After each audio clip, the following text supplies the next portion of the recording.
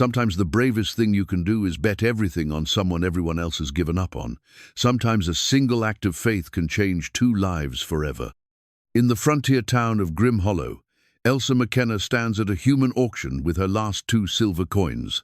She needs help saving her ranch, but when she sees the man they call Lot 9, everything changes.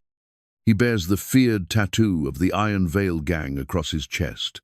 The crowd steps back in terror, but Elsa sees something different in his empty eyes. Against all reason, she bids. Against all odds, she wins. Now she's brought home a stranger called Shade, a man with a dark past and an uncertain future. But what happens when saving her land means risking everything to save a soul that everyone believes is already lost? Before we jump back in, tell us where you're tuning in from, and if this story touches you, make sure you're subscribed, because tomorrow I've saved something extra special for you. The morning sun cast long shadows across the weathered porch of the McKenna ranch house, its golden light doing little to hide the decay that had crept into every corner of what was once a thriving homestead. Elsa McKenna sat on the sagging steps, her calloused hands wrapped around a chipped ceramic mug that had belonged to her mother. The coffee inside had long since grown cold, but she held on to it anyway, drawing comfort from the familiar weight and warmth of memory. At 28, Elsa carried herself with the quiet dignity of someone who had learned early that life rarely offered second chances. Her auburn hair, streaked with premature silver from worry and sun, was pulled back in a practical braid that hung down her back. Her Clothiza faded blue work shirt and worn denim pants spoke of function over fashion, of a woman who had no time for vanity when survival demanded every ounce of her attention. The ranch spread out before her like a testament to broken dreams, fence posts tilted at awkward angles, their wire connections sagging or snapped entirely. The barn's red paint had faded to a dusty rust color, and several shingles had blown off the roof during last winter's storms. In the distance, the remnants of her father's cattle herd, perhaps 30 head, where there had once been 300 grazed on the sparse grass that struggled to grow in the drought-hardened earth. 3 years had passed since the fever took both her parents within a week of each other, leaving Elsa alone with a mountain of debt and a ranch that seemed to lose a piece of itself with each passing season. The drought had been merciless, lasting 2 full years now with no sign of breaking. Wells had run dry across the territory, and what little water remained commanded prices that turned neighbors into competitors and friends into strangers. She reached into her shirt pocket and pulled out a faded photograph, its edges soft from countless handlings. The image showed her family in better times. Her father, Robert McKenna, tall and proud beside her mother, Sarah, whose gentle smile seemed to promise that everything would always be right with the world. Young Elsa stood between them, perhaps 12 years old, grinning at the camera with the confidence of a child who believed her parents could solve any problem. Behind them in the photograph stood the ranch house as it had been then freshly painted, with flower boxes beneath the windows and a vegetable garden that had fed them through many harsh winters. Those flower boxes now sat empty, their wood grey and cracked. The garden had become a patch of stubborn weeds that even the drought couldn't kill. "You'd know what to do," she whispered to the photograph, as she had so many times before. You always knew what to do. But Robert McKenna had never faced the kind of desperation that now pressed against his daughter like a physical weight. The bank in Grim Hollow held the deed to the ranch, and come winter, if she couldn't make good on the payments, everything her family had built would be sold to the highest bidder. The irony wasn't lost on her that she might end up homeless while attending an auction where human beings were sold like livestock to pay their debts. The debt auctions had started 2 years ago, when the territorial government decided that prison was too expensive for those who couldn't pay what they owed. Instead, debtors could work off their obligations in service to whoever bid highest for their labor. It was supposed to be temporary, a few months, perhaps a year at most. But Elsa had heard the stories of men and women who disappeared into the service of cruel masters, never to be seen again. Still, she needed help, desperately. The ranch required work that was beyond her physical capabilities: alone fence repairs, well digging, barn maintenance, and a dozen other tasks that demanded strength she simply didn't possess. Hiring help would have been the sensible solution, but hiring help required money she didn't have. That left the auction.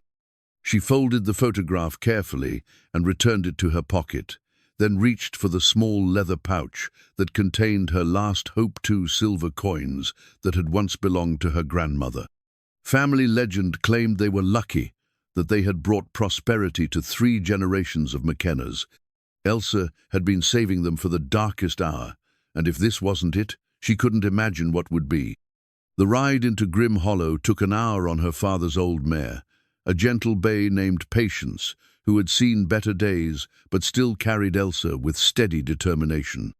The town sat in a valley between 2 hills like something that had been dropped there by accident and never quite found its proper place. Main Street was a collection of weathered buildings that seemed to lean on each other for support: the general store, the saloon, the bank, and the courthouse where the auctions were held. As Elsa tied Patience to the hitching post outside the courthouse, she could already hear the murmur of voices from within. A crowd had gathered, as it always did on auction days. Some came to bid, others simply to witness the spectacle of human desperation put on display.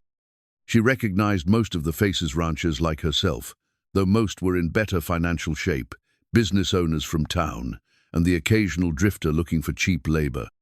The courthouse itself was a grand building by Grim Hollow standards, with tall windows and a clock tower that had stopped working years ago. Inside, wooden benches faced a raised platform where Judge Morrison conducted the proceedings. Morrison was a thin man with silver hair and eyes that suggested he took no pleasure in his duties, but saw them as necessary evils in maintaining order. Elsa found a seat near the back, her fingers worrying the leather pouch that contained her silver coins. Around her, conversations hummed with the casual cruelty of people discussing livestock. She heard estimates of physical strength, assessments of likely endurance, and crude jokes about the circumstances that had brought the debtors to this point. "Lot 7 looks sturdy enough," said a man to her left. A rancher named Carver, whose spread bordered the territorial boundary. "Might get some good work out of him before he breaks." "I heard Lot 9 is trouble," replied his companion, a woman Elsa didn't recognize. "Word is he's got connections to some bad people, Iron Veil Gang type connections." At the mention of the Iron Veil Gang, several nearby conversations stopped.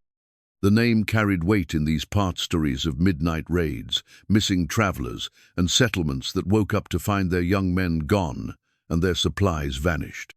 They were ghosts of the frontier, appearing and disappearing like smoke, leaving only fear and whispered warnings in their wake.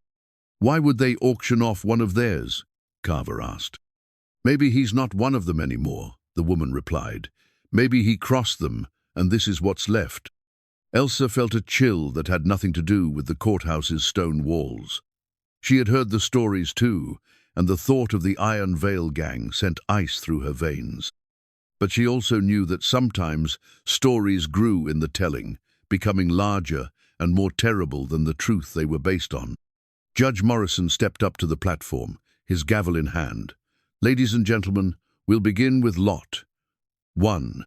Thomas Harper, age 34, convicted of failure to pay territorial taxes in the amount of $47. Opening bid is $10. And so it began. One by one, men and women were led onto the platform, their debts and circumstances announced like cattle being prepared for slaughter. Elsa watched with growing unease as her neighbors bid on human beings with the same casual interest they might show for farm equipment. Some of the debtors looked resigned, others defiant, but all carried the weight of defeat in their shoulders. When they called Lot 9, the atmosphere in the courthouse changed. Conversations stopped. Bodies shifted uncomfortably in their seats. Even Judge Morrison seemed to hesitate before reading from the paper in his hand. The man who walked onto the platform was tall, perhaps 6 feet, with dark hair that hung past his collar and several days' worth of beard shadowing his jaw. His clothes were rough and travel-worn, and iron shackles bound his wrists and ankles. But it was the tattoo that drew every eye in the rumor-jagged black mark across his collarbone, visible through the torn fabric of his shirt. Elsa had never seen the Iron Veil Gang's mark in person, but she recognized it from the wanted posters that occasionally made their way to town. It was meant to look like a veil being torn, with rough edges that suggested violence and death. Seeing it now, on a living man standing just 30 feet away, made her mouth go dry. "Lot 9, Judge Morrison announced, his voice carrying less confidence than it had for the previous auctions. "No name given, convicted of association with known criminals and failure to provide territorial identification. Sentence of labor to be determined by the purchaser. Opening bid is $5. Silence filled the courthouse. Elsa could hear her own heartbeat in her ears as she studied the man on the platform. He stood straight despite the shackles, his chin raised in a gesture that might have been pride or defiance. His eyes swept the crowd, and when they passed over her, she felt something like recognition, though she was certain they had never met. Those eyes were what held her attention. They weren't cruel or calculating, as she might have expected from someone connected to the Iron Veil Gang. Instead, they seemed empty, hollowed out, like windows looking into an abandoned house. There was pain there, and something that might have been regret, but not the cold malice she had heard described in the stories. $5, Judge Morrison repeated. "Do I hear $5? More silence. Elsa could feel the fear in the room like a living thing, pressing against everyone present. No one wanted to bid on a man who might bring the Iron Veil Gang's attention to their doorstep. No one wanted to risk the possibility that they might be purchasing their own destruction. $4, the judge tried, desperation creeping into his voice. Surely someone can make use of. $2 silver, Elsa heard herself say, the words leaving her mouth before her mind had fully processed the decision. Every head in the courthouse turned toward her. She felt the weight of their stares, saw the mixture of shock and disapproval on familiar faces. Carver was looking at her as if she had lost her mind. And perhaps she had, but something about the man on the platform, something about the emptiness in his eyes and the way he held himself despite his circumstances, had reached past her fear and touched a place in her heart that still believed in second chances. 2 silver coins from Miss McKenna, Judge Morrison said, relief evident in his voice. "Do I hear any other bids?" The silence stretched on, broken only by the sound of shifting bodies and nervous coughs. Finally, the judge raised his gavel. "Sold to Miss McKenna for 2 silver coins." As the gavel fell, sealing her fate, Elsa caught the man's eyes again. This time, instead of emptiness, she saw something that might have been surprise, followed quickly by what looked like gratitude. He nodded to her, a small gesture that somehow carried the weight of a promise. She had just bought herself a man with connections to the most feared gang in the territory, using the last money she had in the world. As she made her way to the front of the courthouse to complete the transaction, Elsa wondered if she had just saved her ranch or doomed it entirely. But looking into those hollow eyes, she knew she couldn't have made any other choice. The iron shackles around his wrists caught the courthouse's lamplight as Elsa approached the platform, each link a reminder of the gravity of what she had just done. Judge Morrison looked relieved to have concluded the auction of Lot 9, though his expression suggested he thought Elsa had made a terrible mistake. "Miss McKenna," he said, holding out his hand for payment. 2 silver coins as bid." Elsa's fingers trembled slightly as she opened the leather pouch and withdrew her grandmother's coins. They were old Spanish pieces, worn smooth by generations of McKenna hands, and letting them go felt like severing her last connection to the family's better days. But she placed them in the judge's palm without hesitation. "The prisoner is your responsibility now," Morrison continued, producing a thick iron key. "These shackles remain your property, should you choose to continue using them. The territorial government assumes no liability for his actions while in your service." The man her man now, she realized with a start, stood motionless as Morrison unlocked the chains around his ankles. The iron cuffs around his wrists remained, their weight causing his shoulders to slope forward slightly. Up close, Elsa could see the full extent of the tattoo that had terrified the courthouse. The jagged lines were deeper and more intricate than they had appeared from her seat, etched into his skin with the kind of permanence that spoke of serious commitment or serious mistake. "What's your name?" she asked quietly, aware that the remaining crowd was watching their every interaction. He looked at her for a long moment, his dark eyes studying her face as if trying to understand what kind of person would bid on a man like him. When he spoke, his voice was rougher than she had expected, scratched raw by thirst or disuse. "They called me Shade." Not his real name, then. A nickname, or perhaps a name chosen to replace whatever he had been called before the tattoo marked him as dangerous. Elsa nodded, accepting the evasion for now. "I'm Elsa McKenna. You'll be working on my ranch." "I know who you are," he said, surprising her. "Your father was Robert McKenna. Good man. Heard he passed." The casual knowledge of her family history sent a chill down her spine. How did a man connected to the Iron Veil gang know about her father? Robert McKenna had been many things: rancher, community leader, honest businessman, but he had never moved in the kind of circles where outlaws would have learned his name. "How did you—" "Word travels," Shade said simply, "even to bad places." Judge Morrison cleared his throat impatiently. "Miss McKenna, if you're finished with the social pleasantries, I have other business to attend to." She took the hint, gathering the chain that connected Shade's wrist shackles and leading him toward the courthouse door. The crowd parted before them like water, people stepping back and averting their eyes, as if looking directly at the Iron Veil tattoo might bring some terrible curse down upon them. Outside, the afternoon sun seemed harsh after the courthouse's dim interior. Shade squinted against the light, and Elsa noticed that his skin had the pale quality of someone who had spent considerable time indoors or underground. Prison, most likely, though she didn't know where or for how long. "Can you ride?" she asked, leading him toward where patients waited at the hitching post. "Yes." "Good. It's an hour to the ranch." She untied Patience's reins and looked around the town square, realizing she hadn't thought through the logistics of transporting a shackled man. "You'll have to ride behind me. The horse can carry us both." Shade nodded, moving toward Patience with surprising gentleness. The mare, who could be skittish around strangers, stood calmly as he approached. He murmured something under his breath, words too soft for Elsa to catch, and Patience's ears pricked forward with interest rather than alarm. Elsa mounted first, then extended her hand to help Shade climb up behind her.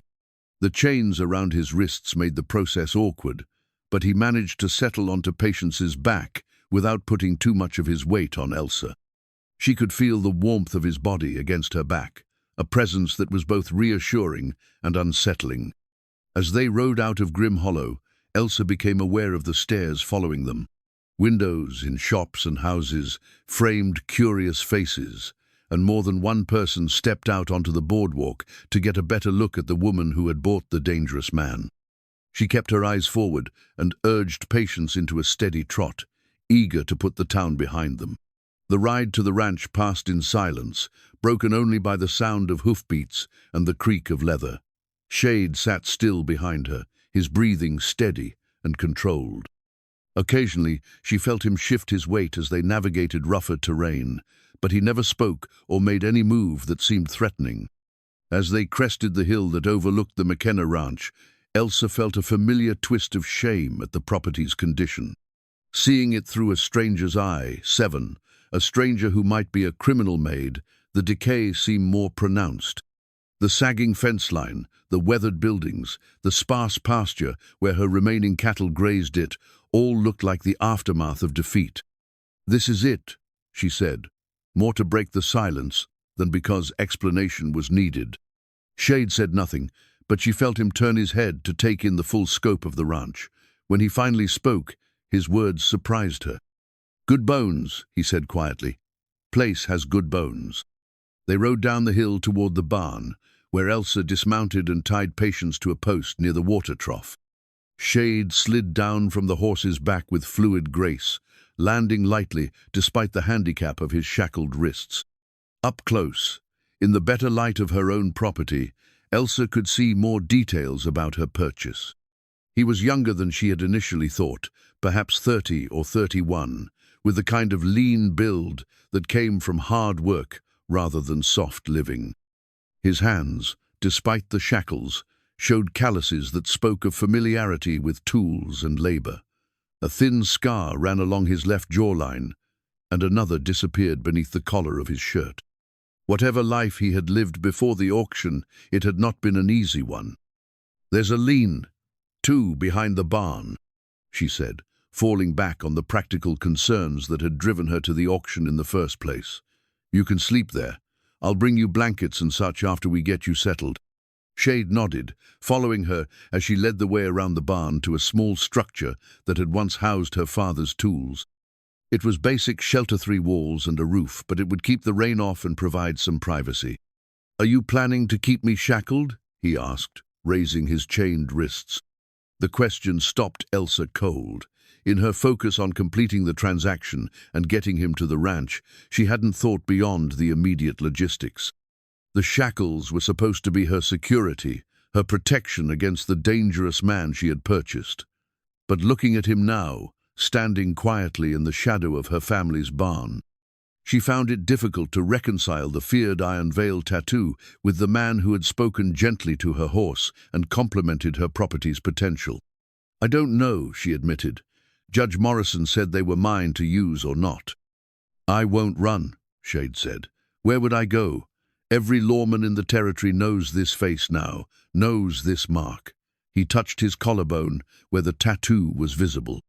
"And I owe you a debt for what you did back there." "You don't owe me anything. I bought your labor, not your loyalty." "Maybe, but you saw something in me that nobody else in that courthouse saw, that counts for something." Elsa studied his face, looking for signs of deception or manipulation. All she saw was a tired man who seemed genuinely grateful for a chance at something better than whatever fate had awaited him if no one had bid. "The work is hard," she said finally. "Fence repair, well maintenance, general ranch work. The place is falling apart and I can't fix it alone. I can work. And I can't pay you anything beyond food and shelter. The ranch is barely surviving as it is. I wasn't expecting wages." Elsa reached into her back pocket and withdrew a smaller keyon that Judge Morrison had given her along with the shackle key. "Your wrist chains. I'll unlock them now, but if you give me reason to regret it."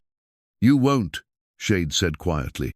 She unlocked the shackles, and Shade rubbed his wrists where the iron had chafed the skin.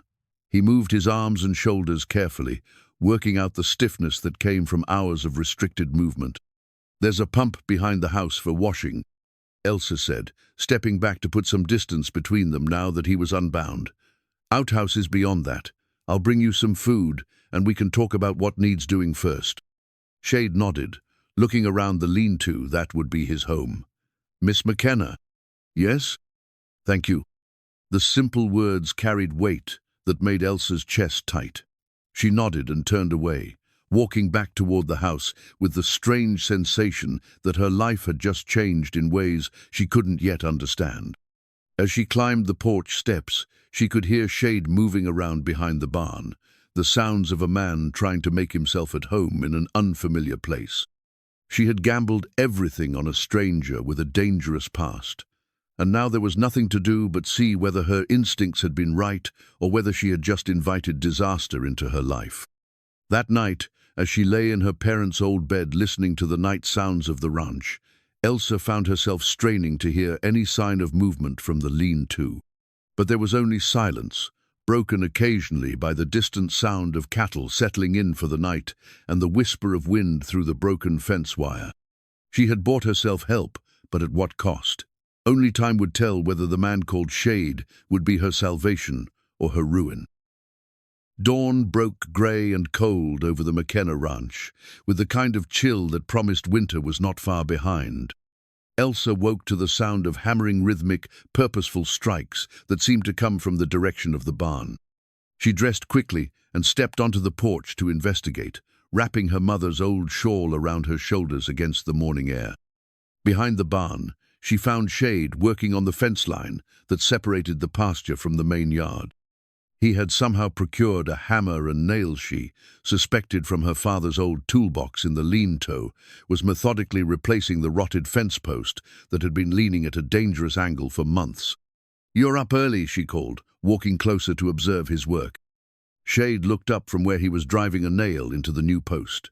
"Habit," he said simply. "Figured I might as well make myself useful." Elsa examined the fence post more closely. It was solid work, the post set deep and straight, the rails secured with the kind of attention to detail that spoke of experience. But what caught her attention was where he had found the materials. "Where did you get the wood?" "Found some good pieces in the barn. Looked like they'd been saved for repairs." Shade gestured toward a small pile of lumber that Elsa recognized as boards her father had set aside years ago for exactly this purpose. She had forgotten they were there, buried under years of accumulated tools and supplies. "You found those in one night?" "Couldn't sleep," Shade admitted. "Figured I'd take inventory of what we're working with. You've got more usable material than it looks like from outside. Your father was a careful man." The casual reference to her father gave Elsa pause. Shade spoke as if he had known Robert McKenna personally, though she was certain they had never met. There was something in his tone respect, perhaps even admiration, that suggested familiarity with her father's reputation. "You seem to know a lot about my family for a stranger," she said carefully. Shade's hand stilled on the hammer. "Like I said yesterday, word travels. McKenna name means something in these parts. Means honesty, hard work, fair dealing." He resumed hammering, but his rhythm was more deliberate now. "Means the kind of people who help their neighbors and don't ask questions when someone needs a hand." There was something wistful in his voice, as if he were describing a world he had once known but could no longer be part of. Elsa found herself wondering what kind of life had led him to that auction platform, what choices or circumstances had put the Iron Veil tattoo on his skin. "I'll start breakfast," she said, turning back toward the house. "There's coffee if you want some." "Obliged." As she prepared eggs and bacon in her mother's old cast-iron skillet, Elsa found herself watching Shade through the kitchen window. He worked with steady efficiency, moving from the fence repair to other small tasks around the barn. She noticed that he moved differently than most men, more quietly, with an awareness of his surroundings that seemed almost animal-like. When one of her chickens wandered too close to his work area, he paused to let it pass, rather than shooing it away. After breakfast, which they ate in companionable silence on the porch, Elsa took Shade on a tour of the ranch's most pressing problems. The list was daunting. Fences in 3 different pastures that needed repair or replacement, a well that was producing less water each week, barn doors that hung crooked on their hinges, and a dozen smaller maintenance issues that had accumulated during her years of struggling alone. "What's the priority?" Shade asked, as they stood looking at a section of fence where cattle had pushed through and wandered onto the neighbor's property. "Water," Elsa said without hesitation. "Without water, nothing else matters. The cattle, the horses, the garden, everything depends on the well." Shade nodded, walking over to examine the pump mechanism. He worked the handle a few times, listening to the sounds it made, then knelt down to peer into the machinery. "When did it start producing less?" "About 6 months ago. Gradually at first, then more noticeably." "Pump's working fine," Shade said, standing and brushing dirt from his knees. "Problem's probably deeper. Could be the water tables dropped from the drought, or there might be something blocking the pipe down below." "Can it be fixed?" "Maybe. Would need to pull the pipe and see what we're dealing with. It's not easy work, might take a couple of days, and no guarantee of success." Elsa felt the familiar weight of uncertainty that had become her constant companion. Every decision seemed to carry the risk of wasting time and resources she couldn't afford to lose. "How do you know about wells?" she asked. Shade was quiet for a moment, his eyes fixed on the pump mechanism. "Learned a lot of different things over the years. Moving around, you pick up skills where you can find them." It was another evasion, but Elsa was beginning to understand that Shade's past was a subject he wasn't ready to discuss in detail. She could respect that, as long as his knowledge proved useful. That afternoon, As Shade began the laborious process of disassembling the well pump, Elsa rode out to check on the cattle in the far pasture. She found them clustered around a small spring that had been their backup water source, but even that was running lower than she had ever seen it. On her way back to the house, she encountered her neighbor, Tom Brennan, riding the fence line that separated their properties. Brennan was a good man, one of the few ranchers in the area who had managed to weather the drought without losing everything. His presence usually meant neighborly conversation, but today his expression was troubled. "Elsa," he called, riding over to meet her. "Heard you made quite a purchase yesterday."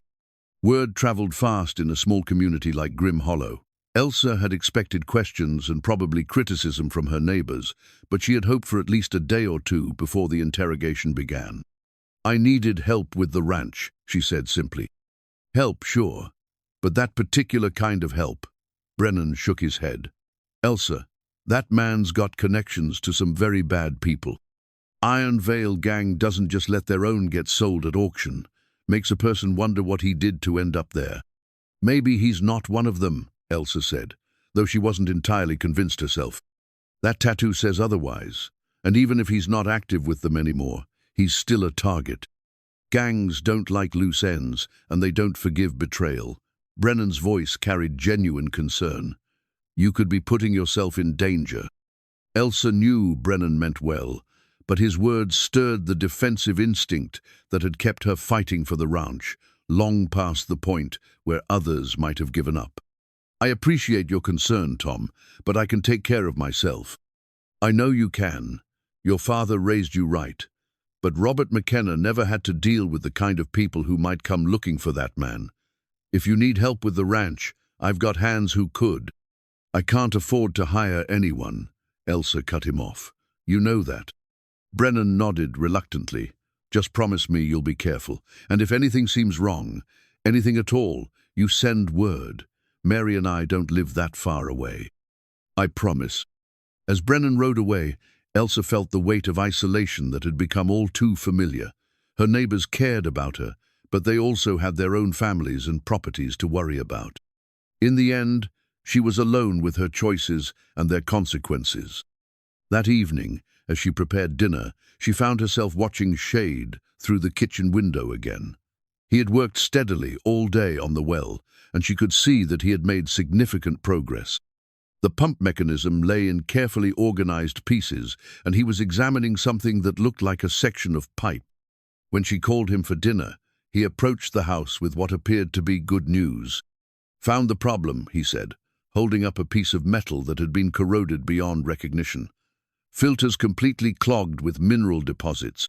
Probably been building up for years, but the drought made it worse." "Can you fix it?" "Need to make a new filter, but yeah, should have water flowing normal again by tomorrow evening." Relief flooded through Elsa with an intensity that surprised her. She had been preparing herself for the possibility that the well was finished, that she would have to find another water source or abandon the ranch entirely. That's wonderful news." Shade seemed pleased by her reaction, a small smile crossing his face. It was the first genuine expression of pleasure she had seen from him, and it transformed his features entirely.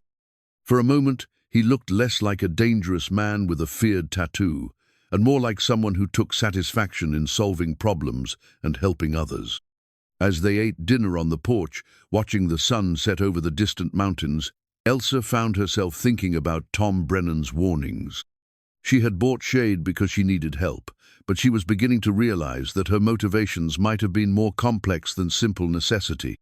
There was something about him, his quiet competence, his gentle treatment of the animals, his obvious knowledge of ranch work, that suggested depths beneath the surface.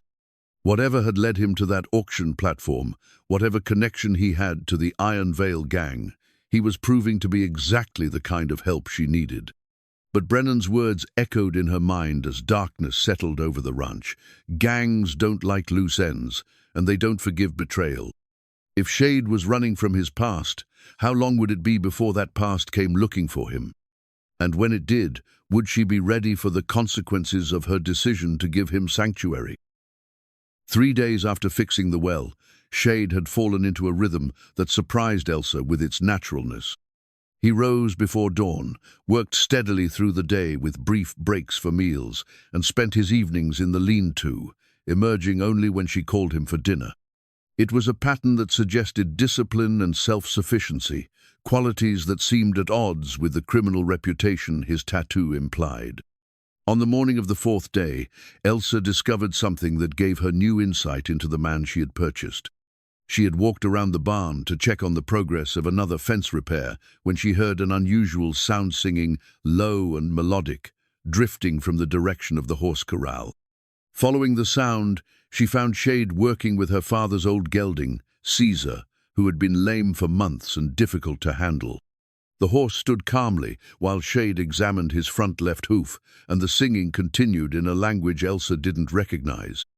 It sounded native, perhaps Cheyenne or Lakotawith, the kind of flowing rhythm that seemed designed to soothe troubled spirits. "Easy, old friend," Shade murmured in English, still holding Caesar's hoof. "Let's see what's causing you trouble."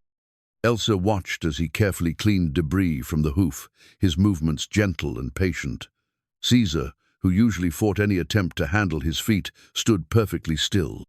When Shade released the hoof and stepped back, the gelding nuzzled his shoulder in what appeared to be gratitude. "How did you know he was having trouble?" Elsa asked, stepping into view. Shade didn't seem surprised by her presence. "Saw him favoring that foot yesterday. Stone wedged up in there, probably been bothering him for weeks." He patted Caesar's neck. "He's a good horse. Just needed someone to listen to what he was trying to say. My father always said Caesar was the smartest horse he'd ever owned, but he's been so difficult since after Papa died. Won't let me near his feet anymore." "Grief affects animals too," Shade said quietly. "They understand loss, even if they can't talk about it." There was something in his voice that suggested personal experience with both animals and loss. Elsa found herself wondering about his background again, but before she could ask, a child's voice called out from the direction of the house. "Miss Elsa! Miss Elsa!" Turning, she saw young Ben Morrisonth, Judge's 8-year-old grandson, running toward them with the breathless urgency that characterized all of his movements. Ben lived with his grandparents in town and often visited the ranch to help with small chores in exchange for rides on patients. "Ben, what brings you out here?" Elsa asked, though she could guess. News of her purchase at the auction would have reached every household in Grim Hollow by now, and Ben's grandmother had probably sent him to check on her welfare.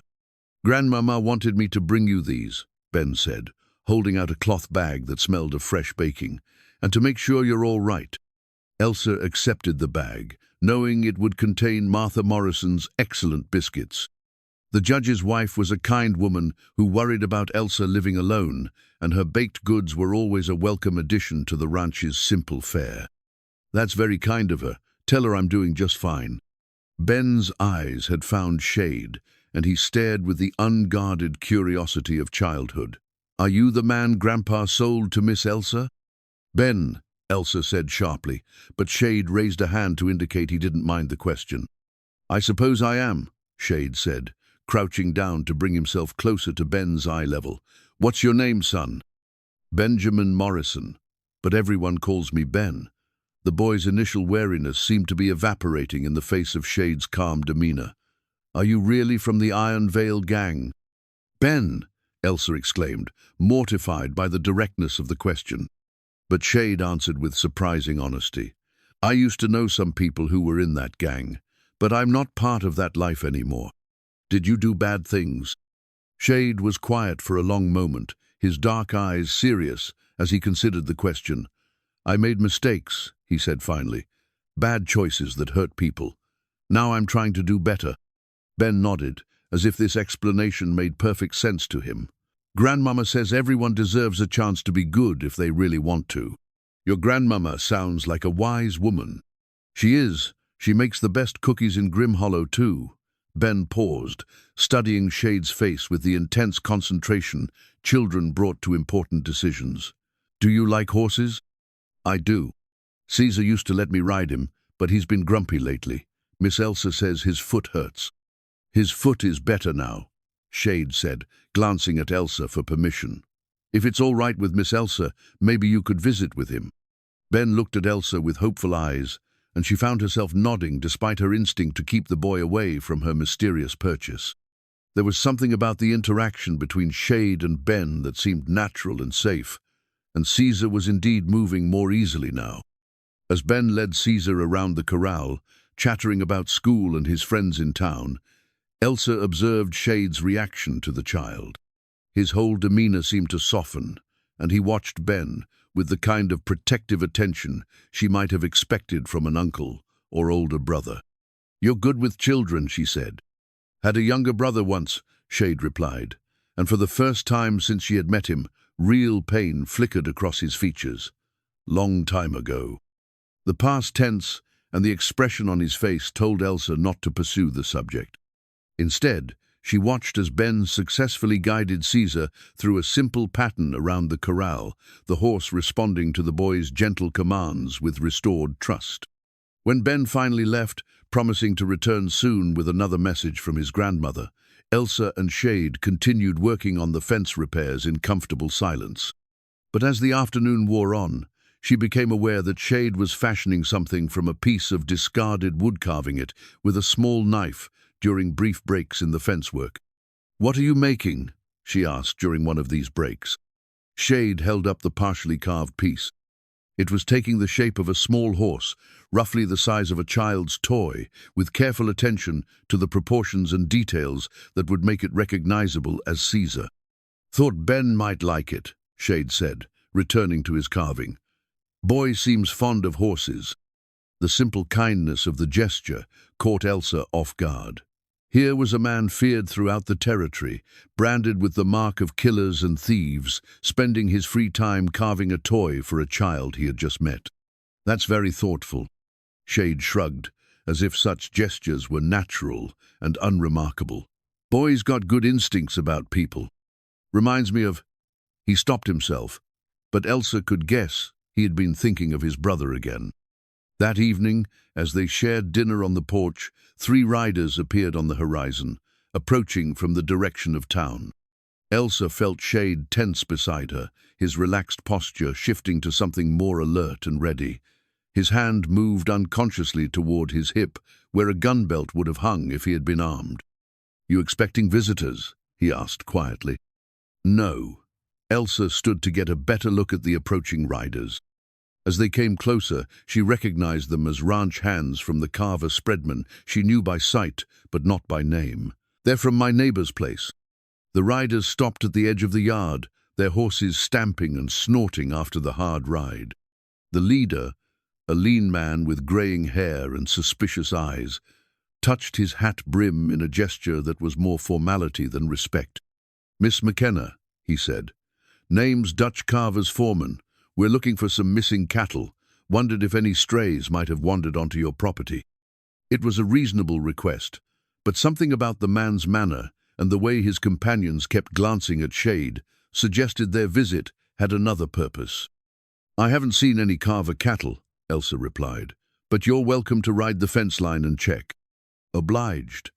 The foreman's eyes fixed on Shade, who had remained seated but was clearly ready to move if necessary.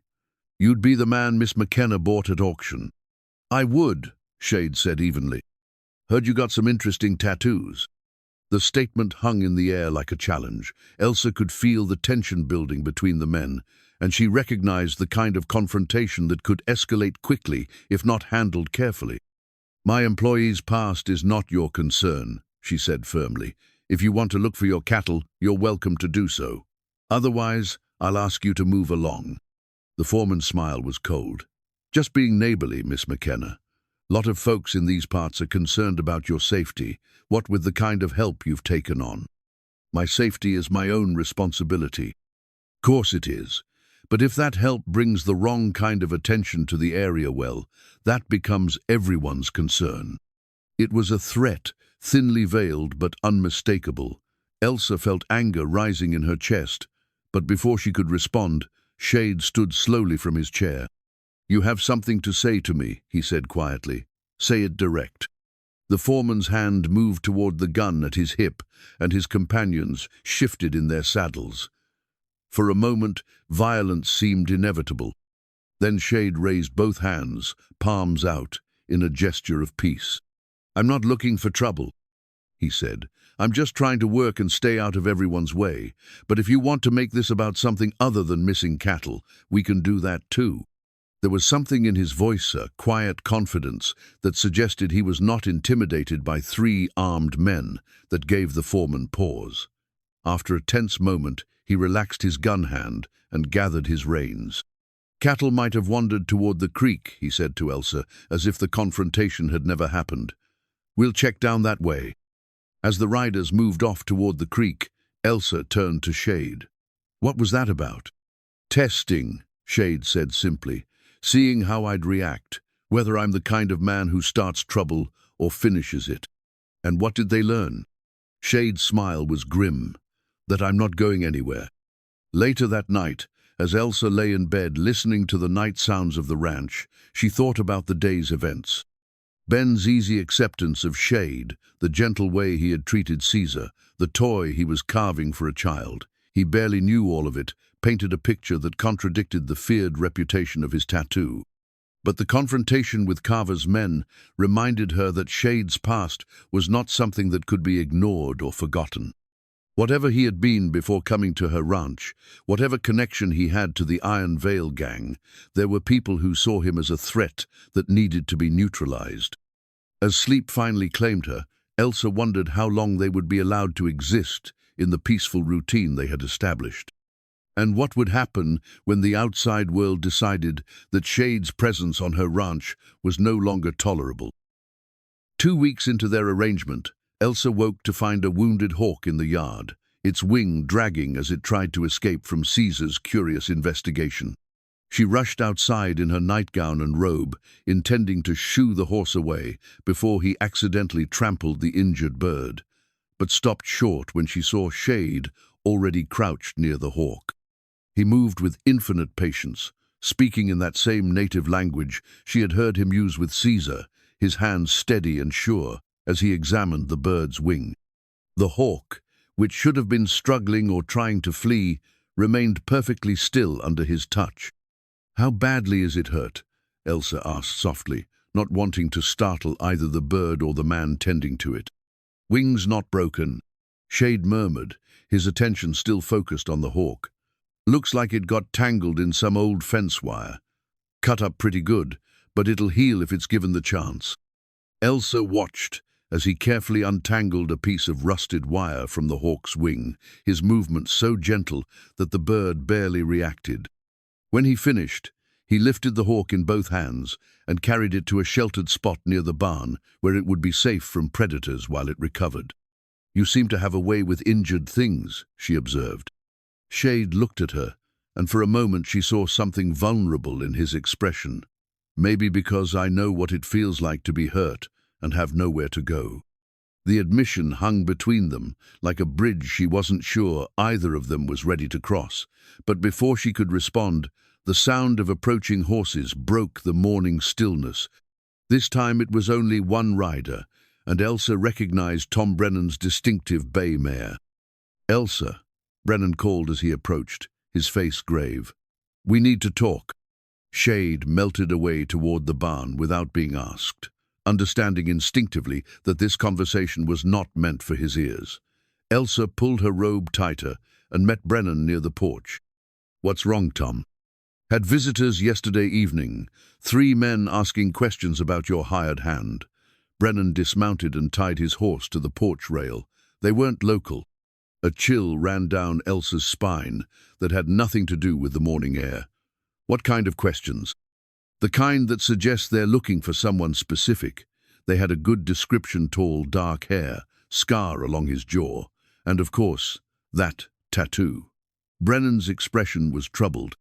"They were polite enough, but there was something about them that didn't sit right. Mary said they reminded her of wolves dressed up like shepherds." "What did you tell them?" "Nothing. Said I hadn't seen anyone matching that description." Brennan paused. "But Elsa, they weren't just asking at my place. They're working their way through all the ranches in the area. Someone's going to talk eventually." Elsa felt the weight of inevitability settling over her like a heavy blanket. She had known this moment would come, had sensed it in Shade's constant awareness of his surroundings and the way he never truly relaxed, even when the work was going well. Did they say what they wanted with him? Nothing specific, just that they were looking for an old friend who might be in the area. Brennan's tone made it clear he didn't believe their story any more than she did. Elsa, I know you've grown attached to having help around here, but maybe it's time to consider. No, the word came out sharper than she intended. I won't throw him to whatever wolves are hunting him, even if keeping him puts you in danger. It was a fair question, one she had been avoiding, asking herself. But as she thought about the past 2 weeks, the well working perfectly, the fences repaired, the gentle way Shade treated the animals, and the thoughtful toy he was carving for Benche, realized her answer had already been decided. He's not the man they're looking for, she said firmly. Maybe he was once, but not anymore. Brennan studied her face with the concern of an old family friend. You sure about that, or are you just hoping? Before she could answer, a commotion from the direction of the barn drew their attention. Caesar was rearing and snorting, clearly agitated about something. Both Elsa and Brennan rushed toward the sound, and they found Shade trying to calm the gelding while smoke drifted from the barn's interior. Fire? Brennan asked, already moving toward the barn doors. Just a small one, Shade called back, his voice strained as he fought to control Caesar. Knocked over a lantern, got it out, but the smoke spooked him. Elsa ran into the barn and found that Shade had indeed extinguished a small fire that had started in a pile of old hay. The damage was minimal, but the acrid smell of smoke filled the air, and she could see why it had frightened the horse. When she emerged from the barn, she found Brennan watching Shade with interest. Caesar had calmed down and was nuzzling Shade's shoulder, seeking comfort from the man who had saved his home from burning. Quick thinking, Brennan said, and there was approval in his voice. Could have lost the whole barn if you hadn't acted fast. Shade nodded, but Elsa noticed that his hands were trembling slightly as he stroked Caesar's neck. It took her a moment to realize that the trembling wasn't from exertion or adrenalinite, was from fear. The sight of fire had affected him more deeply than he was letting on. You all right?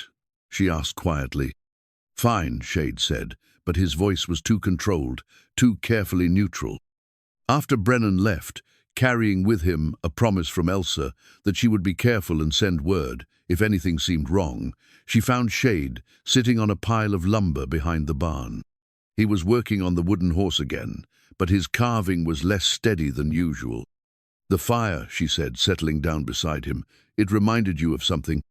Shade's hands stilled on the carving. Everyone's afraid of something. What happened? For a long time, he didn't answer. The only sounds were the distant lowing of cattle and the whisper of wind through the prairie grass. When he finally spoke, his voice was so quiet she had to lean closer to hear him. There was a cabin, up in the mountains, place where I thought I could hide, start over maybe. His fingers traced the carved lines of the wooden horse. They found me anyway, burned it down with me inside. The Iron Veil gang? People I used to ride with, people who didn't appreciate my change of heart about certain things. Shade looked at her then, and she saw old pain in his eyes. That's how I got some of these scars, how I learned that running isn't always enough. Is that why you ended up at the auction? They caught you? Eventually, though not the way you might think. Shade resumed carving, his movements more controlled now. Sometimes the law and outlaws want the same man for different reasons. Sometimes a person gets caught between them with nowhere left to run. Elsa was beginning to understand the complexity of Shade's situation. He wasn't just a reformed outlaw trying to go straight, was a man trapped between his past and his future, with enemies on both sides of the law. The men Tom mentioned, she said, they're not lawmen, are they? Probably not. And they're not going to stop looking. No, Shade agreed. They're not. That afternoon, as they worked together to repair a section of corral fencing, Elsa found herself watching Shade with new eyes. The easy competence she had admired was still there, but now she could see the wariness beneath it, the way he constantly scanned their surroundings and positioned himself where he could see all approaches to their location. You don't have to stay, she said suddenly, the words escaping before she could stop them. Shade looked up from the fence post he was setting. "You want me to go?" "I want you to be safe. And I want you to have a choice." Elsa met his eyes directly. "You don't owe me anything, despite what you said that first day. If staying here puts you in danger—" "Everything puts me in danger," Shade interrupted. "But this is the first place in a long time that's felt like it might be worth the risk." The simple honesty of his words made Elsa's chest tight. She had bought his labor at an auction, but somewhere along the way, she had begun to care about his welfare in a way that had nothing to do with the work he could perform. "Then we need to be ready," she said. "When they come. They might not come here. Lot of ranches to search, and they don't know for certain I'm in the area." But even as he said it, both of them knew it was wishful thinking. Men like the ones Brennan had described didn't give up easily, and they had resources that would eventually lead them to the right place. That evening, Elsa pulled out her father's old rifle and cleaned it thoroughly for the first time since his death. Shade watched her work, his expression thoughtful. "You know how to use that? Papa taught me when I was 12. Said every woman living alone on the frontier needed to be able to protect herself." Elsa worked the rifle's action, checking that it operated smoothly. "I'm a fair shot, though I've never had to fire at anything more dangerous than a coyote. Hopefully you won't have to now. But if I do—" Shade was quiet for a moment, then reached into his pocket and withdrew something wrapped in an old cloth. When he unwrapped it, Elsa saw a blood-stained bandana, faded and worn but carefully preserved. "What is that?" "Reminder," Shade said, touching the stained fabric gently, "of what I used to be and what I don't want to become again." He told her then about the last job he had ridden with the Iron Veil gang, a raid on a homestead that was supposed to be simple theft but had turned into something much worse. He told her about the family they had found there, about the choice he had made that put him at odds with men he had once called friends. "I used this to bandage a little girl's arm," he said, indicating the blood-stained cloth. "She wasn't much older than Ben. Her family didn't make it, but she did, and I made sure she got to the nearest town safely." "That's when you decided to leave the gang?" "That's when I realized I was never really one of them. Took me longer than it should have to understand the difference between being desperate and being evil." As Elsa absorbed this revelation, she began to understand why the Iron Veil gang might be so determined to find Shade. He wasn't just a former member who had gone strath, was a witness to their crimes, someone who could identify them and testify to their activities. His knowledge made him both valuable and dangerous, depending on whose hands he fell into. "The little girl," she said, "did she survive?" "Far as I know. Last I heard she was living with relatives back east somewhere." Shade carefully rewrapped the bandana. "Sometimes I think about writing her a letter, trying to explain why I couldn't save her family. But what would be the point? Some things can't be explained, only regretted." That night, as Elsa lay in bed, listening to the night sounds of the ranch, she found herself thinking not about the danger that might be approaching, but about the man who was facing it with her. Shade's story had revealed layers of complexity she was still trying to understand. But one thing was clear. Whatever he had been in the past, he was trying to become something better. The question was whether they would be given enough time for that transformation to take root, or whether his past would catch up to them before his future could be secured. The following Sunday brought an unexpected visitor in the form of young Ben Morrison, arriving not with a message from his grandmother, but with tears streaming down his face and a small bundle clutched against his chest. "Miss Elsa," he called, running toward the house where she was hanging laundry on the line. "Miss Elsa, you have to help." Elsa dropped the sheet she was hanging and hurried to meet the boy. "Ben, what's wrong? What happened?" "It's Patches," Ben sobbed, holding out the bundle. "She got hurt, and Grandmama says there's nothing to be done, but I thought maybe—" Inside the old towel was a small calico kitten, barely 6 weeks old, with a badly injured back leg that hung at an unnatural angle. The little creature was alive, but clearly in pain, mewing weakly as Ben held her. "Oh, sweetheart," Elsa said gently, examining the kitten's injury. "This looks pretty serious." "Please don't let her die," Ben pleaded. "She's all I have left of Mama's cat. When Mama died, she left 6 babies, but Patches is the only one left. Elsa's heart broke for the boy. Ben's mother had died in childbirth 2 years ago, leaving him to be raised by his grandparents. She knew how much his few possessions from his mother meant to him. "Ben," came Shade's voice from behind them. "What brings you out here on a Sunday?"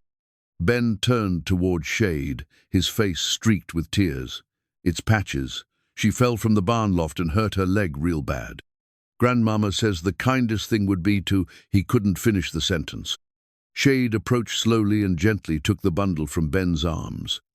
His examination of the kitten was thorough but careful, his large hands surprisingly gentle as he felt along the tiny creature's leg and back.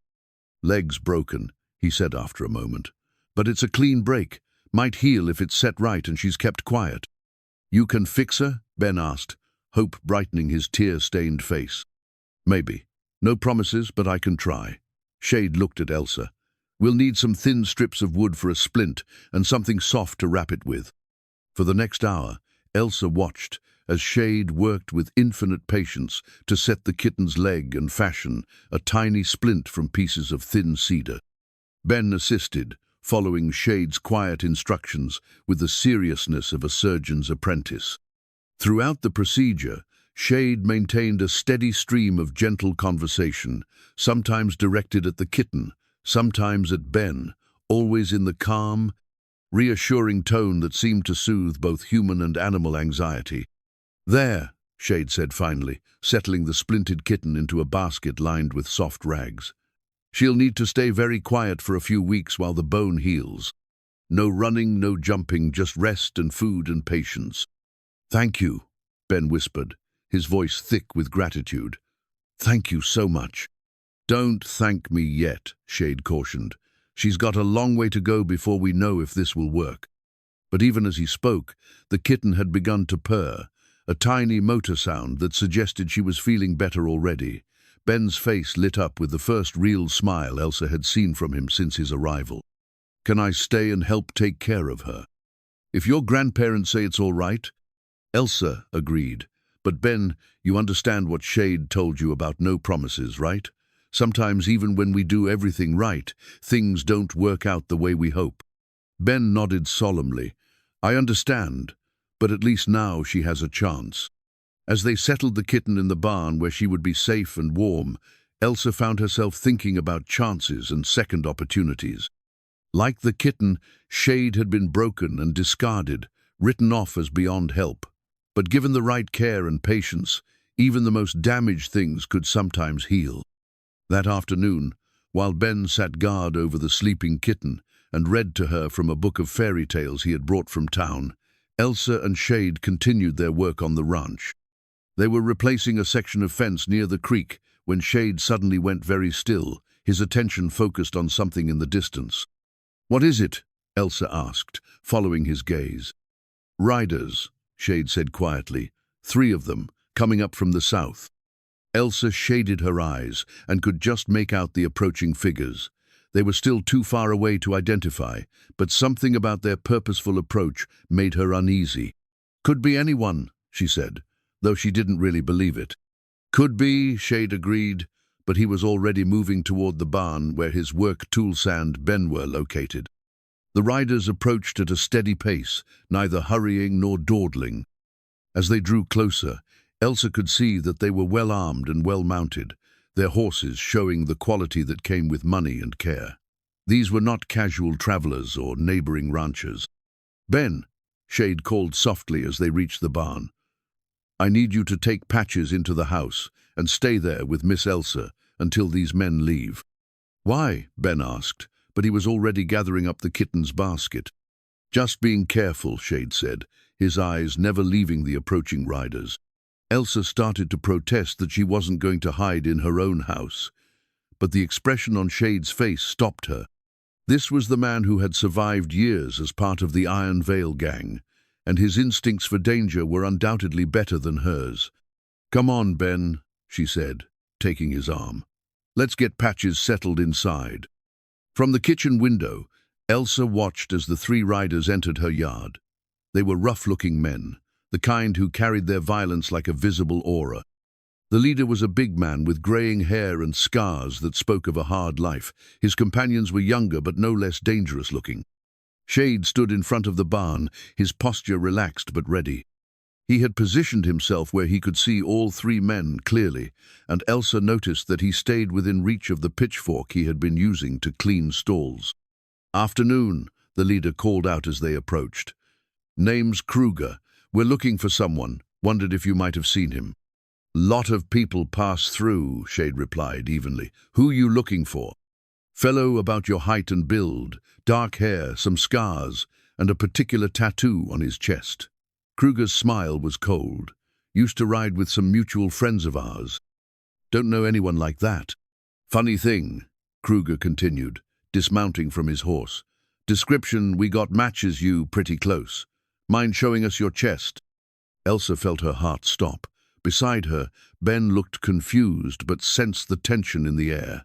In the basket, Patches mewed softly, as if she too understood that something dangerous was happening. "Man's got a right to privacy," Shade said, his hand moving casually closer to the pitchfork. "Sure he does," Kruger agreed. "But we've come a long way, and we're not leaving without some answers." The other two men had dismounted as well, spreading out to flank Shade. They moved with the practiced coordination of men who had done this before, and Elsa realized that diplomacy was about to give way to violence. "Ben," she whispered, "I need you to stay very quiet and don't come out no matter what happens. Do you understand?"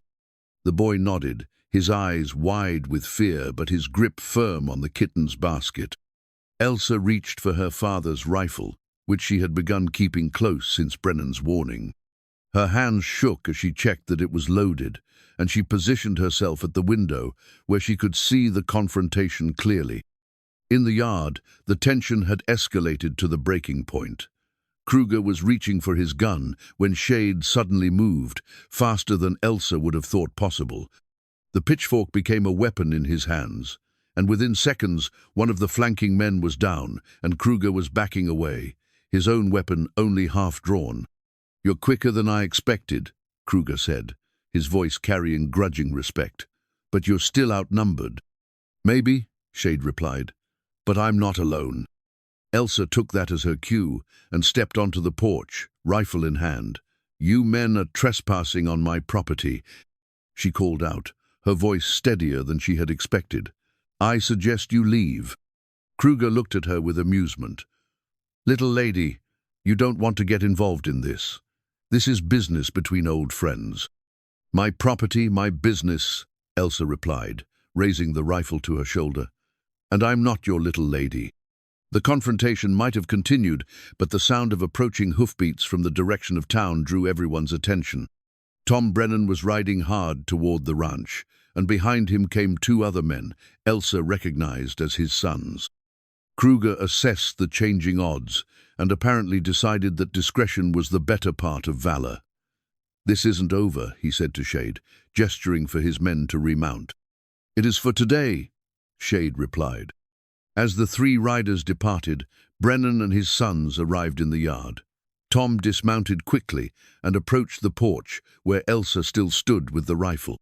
"Everyone all right?" he asked, his eyes taking in the scene. "We're fine," Elsa said, lowering the weapon.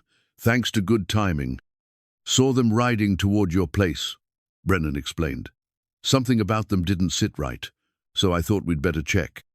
Shade joined them on the porch, and Elsa could see that the confrontation had taken more out of him than he was letting on. His hands were steady, but there was something in his eyes that suggested the encounter had brought back memories he would rather forget.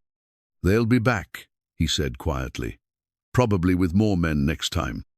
"Then we'd better be ready for them," Elsa replied, surprising herself with her resolve. That evening, after Ben had returned to town with patches and assurances that the kitten was going to recover, Elsa and Shade sat on the porch and discussed their options. The confrontation had made it clear that hiding was no longer possible. Shade's enemies had found him, and they weren't going to give up. "I should leave," Shade said for the third time. "Take their attention away from you and the ranch." "And go where?" Elsa asked. "You said yourself that running doesn't solve anything. Better than bringing trouble to innocent people." "I'm not innocent," Elsa said firmly. "I made the choice to bid on you at that auction, and I made the choice to keep you here even after I knew what kind of danger that might bring. Those were my decisions, and I stand by them." Shade looked at her in the lamplight, and she saw something in his expression that made her breath catch. "Why?" he asked quietly. "Why take the risk?" It was a question she had been asking herself for weeks, and the answer had become clearer with each passing day.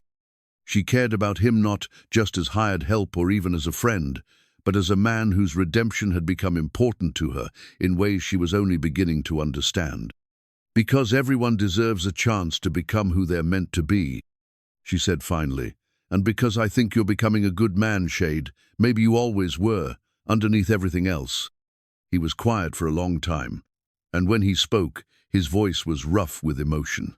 "I never thought I'd have that chance again." "Well, you do. We just have to make sure you live long enough to take it." As they sat together in the growing darkness, planning for the confrontation they both knew was coming, Elsa realized that somewhere along the way, saving the ranch had become less important than saving the man who had helped her repair it. The scared, broken stranger she had bought at auction had become something precious to her, and she was prepared to fight for him with everything she had. The only question was whether it would be enough. 2 days after the confrontation with Kruger and his men, Judge Morrison arrived at the ranch in his official capacity, carrying papers that would change everything Elsa thought she knew about the man she had purchased. "Miss McKenna," the judge said, dismounting from his horse with the careful movements of a man whose arthritis was bothering him, "I need to speak with you and your hired hand about a serious matter." Elsa felt dread settle in her stomach like a stone. Official visits from judges rarely brought good news, and the formal tone in Morrison's voice suggested this would be no exception. "What kind of serious matter?" she asked, stepping onto the porch. "The kind that involves federal marshals and wanted posters," Morrison replied grimly. He reached into his coat and withdrew a folded document. "This came through official channels yesterday." The wanted poster was crisp and new, with sharp details that made Elsa's blood run cold. But it wasn't the image of Shade that shocked her, it was the name printed beneath: "Samuel Cord, wanted for questioning in the massacre at Willow Creek, reward 500. "Samuel Cord," she whispered, the name feeling foreign on her tongue. "That would be his real name," Morrison confirmed. "And according to this federal warrant, he's wanted in connection with the slaughter of the Harrison family last spring. 7 people killed, including 3 children. Elsa stared at the poster, her mind reeling. The Willow Creek massacre had been front-page news throughout the territory. An entire family wiped out in their home, with evidence suggesting the work of the Iron Veil gang. It had been one of the most brutal crimes in recent memory, and the territorial governor had offered a substantial reward for information leading to the capture of those responsible. "Where is he?" Morrison asked gently. "Working in the back pasture," Elsa replied automatically, her voice sounding distant to her own ears. "Miss McKenna, I know this is difficult, but I need you to understand the gravity of the situation. If this man is indeed Samuel Cord, then he's not just connected to the Iron Veil gangs, suspected of participating in one of their worst atrocities." The sound of approaching footsteps made both of them turn. Shade Samuel was walking toward the house, drawn by the sight of the judge's official visit. As he came closer, Elsa could see him take in the wanted poster in Morrison's hand, and his face went very still. "Judge," he said quietly, stopping at the bottom of the porch steps. "Mr. Cord," Morrison replied, his voice carrying the weight of official authority. "Or do you prefer another name these days?" "Shade will do fine." Morrison held up the wanted poster. "Federal marshals are very interested in speaking with you about what happened at Willow Creek." For a long moment, nobody spoke. Elsa found herself studying Shade's face, looking for some sign of guilt or innocence, some indication of whether the man she had come to care about was capable of the kind of violence described in the newspapers. "I was there," Shade said finally, his voice barely above a whisper. The admission hit Elsa like a physical blow. She felt her knees weaken and had to grip the porch railing for support. The man who had gently mended a kitten's broken leg, who carved toys for children, who spoke soothingly to frightened animals. That man had been present at one of the most horrific crimes in territorial history. In what capacity? Morrison asked, his hand moving unconsciously toward the gun at his hip. As someone who tried to stop it. The statement hung in the air like smoke from a distant fire. Elsa looked between the two men, trying to understand what Shade meant. "Explain," Morrison said curtly. Shade climbed the porch steps slowly, his movements careful and non-threatening. When he spoke, his voice carried the weight of terrible memory. Harrison family was supposed to be away that night. Word was they'd gone to visit relatives in Denver. The plan was simple: theft, take what we could carry, and move on. He paused, his eyes focused on something far beyond the horizon. But they came home early. "And?" Morrison prompted. "And everything went wrong. Harrison tried to defend his family. Shots were fired. By the time I realized what was happening, it was already too late for most of them." Elsa felt sick. "Most of them?" "Little girl hid in the root cellar when the shooting started. Annie, her name was. Maybe 8 years old." Shade's voice broke slightly. "When the others wanted to when they found her, I said no." "You protected her?" Morrison asked, his tone shifting slightly. "I got her out of there, took her to the Territorial Marshal's office in Cameron Falls, made sure she was safe before I ran." Morrison frowned, consulting the papers he carried. According to the Marshal's report, the child was found wandering the road by a passing freighter. No mention of anyone bringing her to safety. "Because I asked them not to mention it," Shade said. "I was already in deep enough trouble. Didn't need to make it worse by admitting I was there." "So you ran instead of staying to tell your side of the story? Would you have believed me?" Shade's laugh was bitter. "Man with an iron veil tattoo, claiming he tried to save the family his gang just murdered. I wouldn't have made it to trial." Elsa found her voice at last. "The little girl, Aniesh, could confirm what you're saying. If she remembers, if she's willing to talk about it. Last I heard, she was sent back east to live with relatives." Morrison was studying the wanted poster with new interest. "The description here is for someone wanted for questioning, not someone charged with a crime. That suggests the marshals aren't certain about his involvement." "They're certain enough to offer $500 for information," Elsa pointed out. "True, but there's something else you should know." Morrison reached into his coat again and withdrew a second document. This came with the federal paperwork. A letter from Marshal Thompson in Cameron Falls. He unfolded the letter and began to read.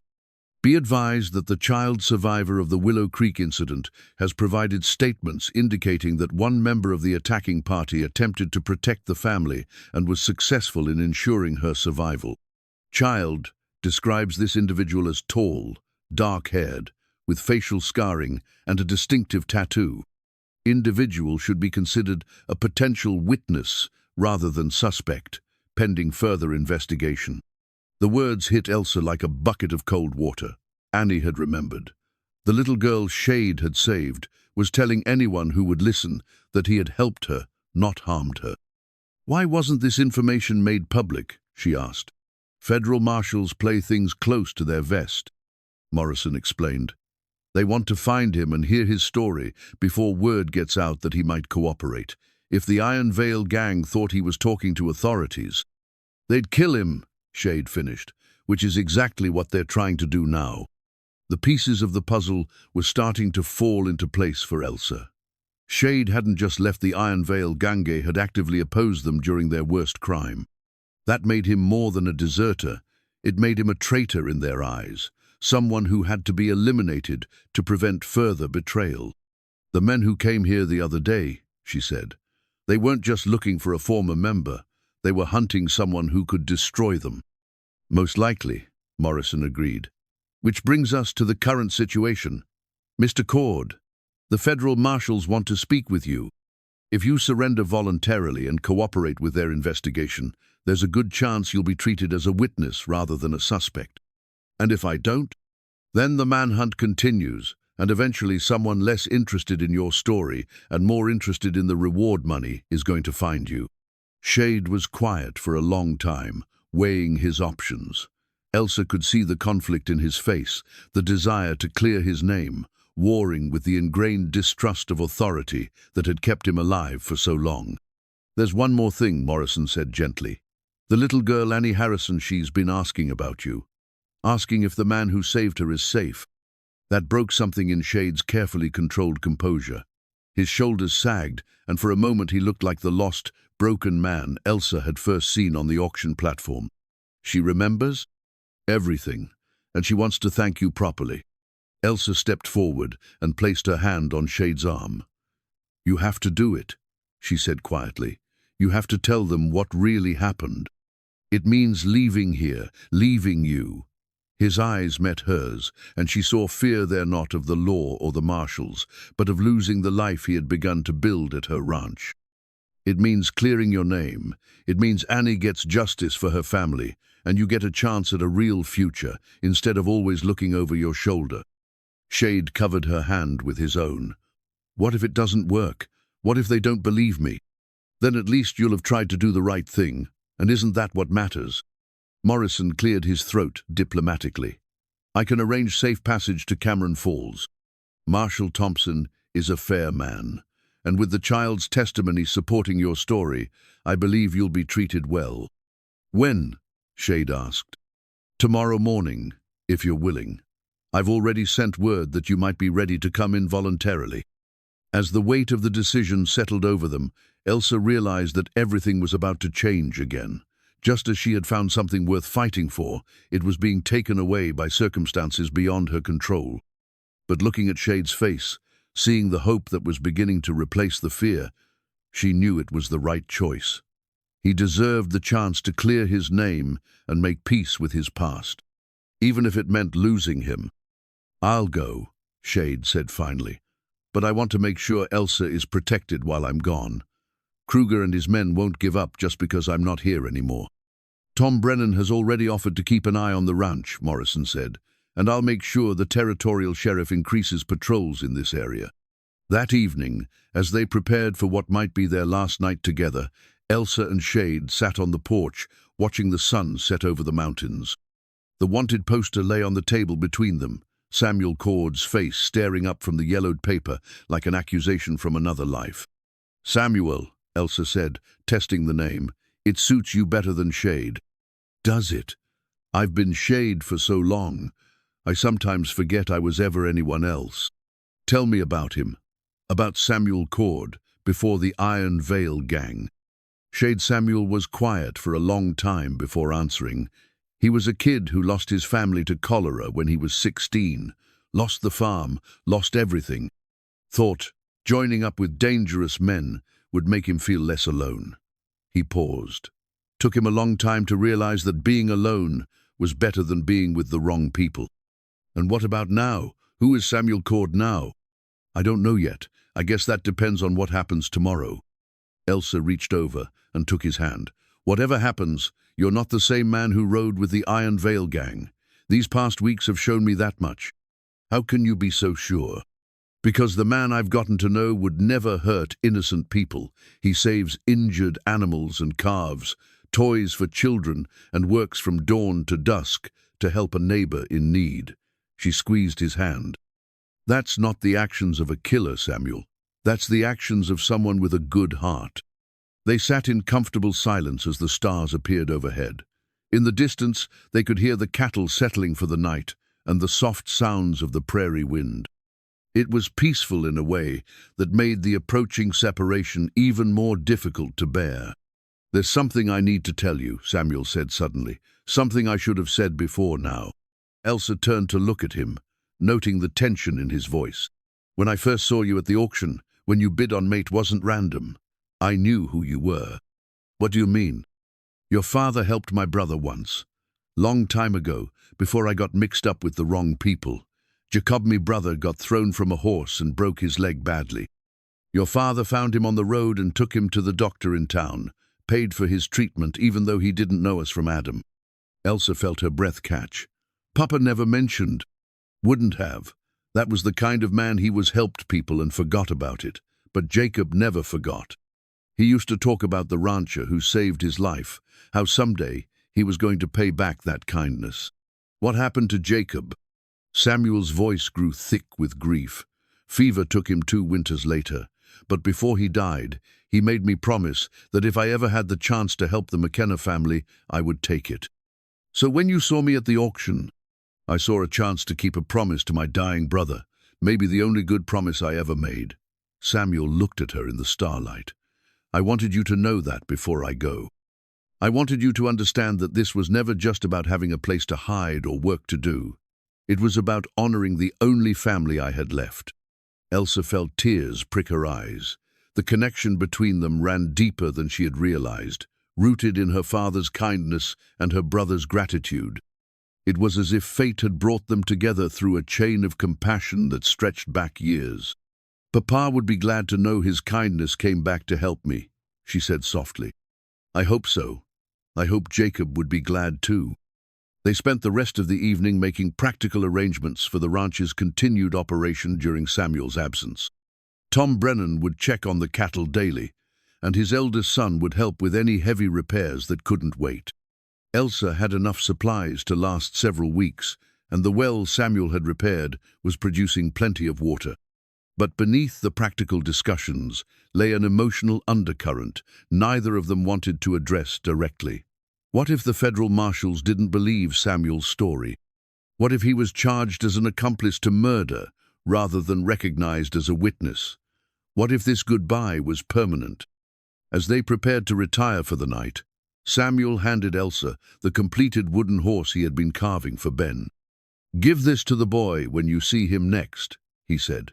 Tell him it's from a friend who hopes Patches makes a full recovery.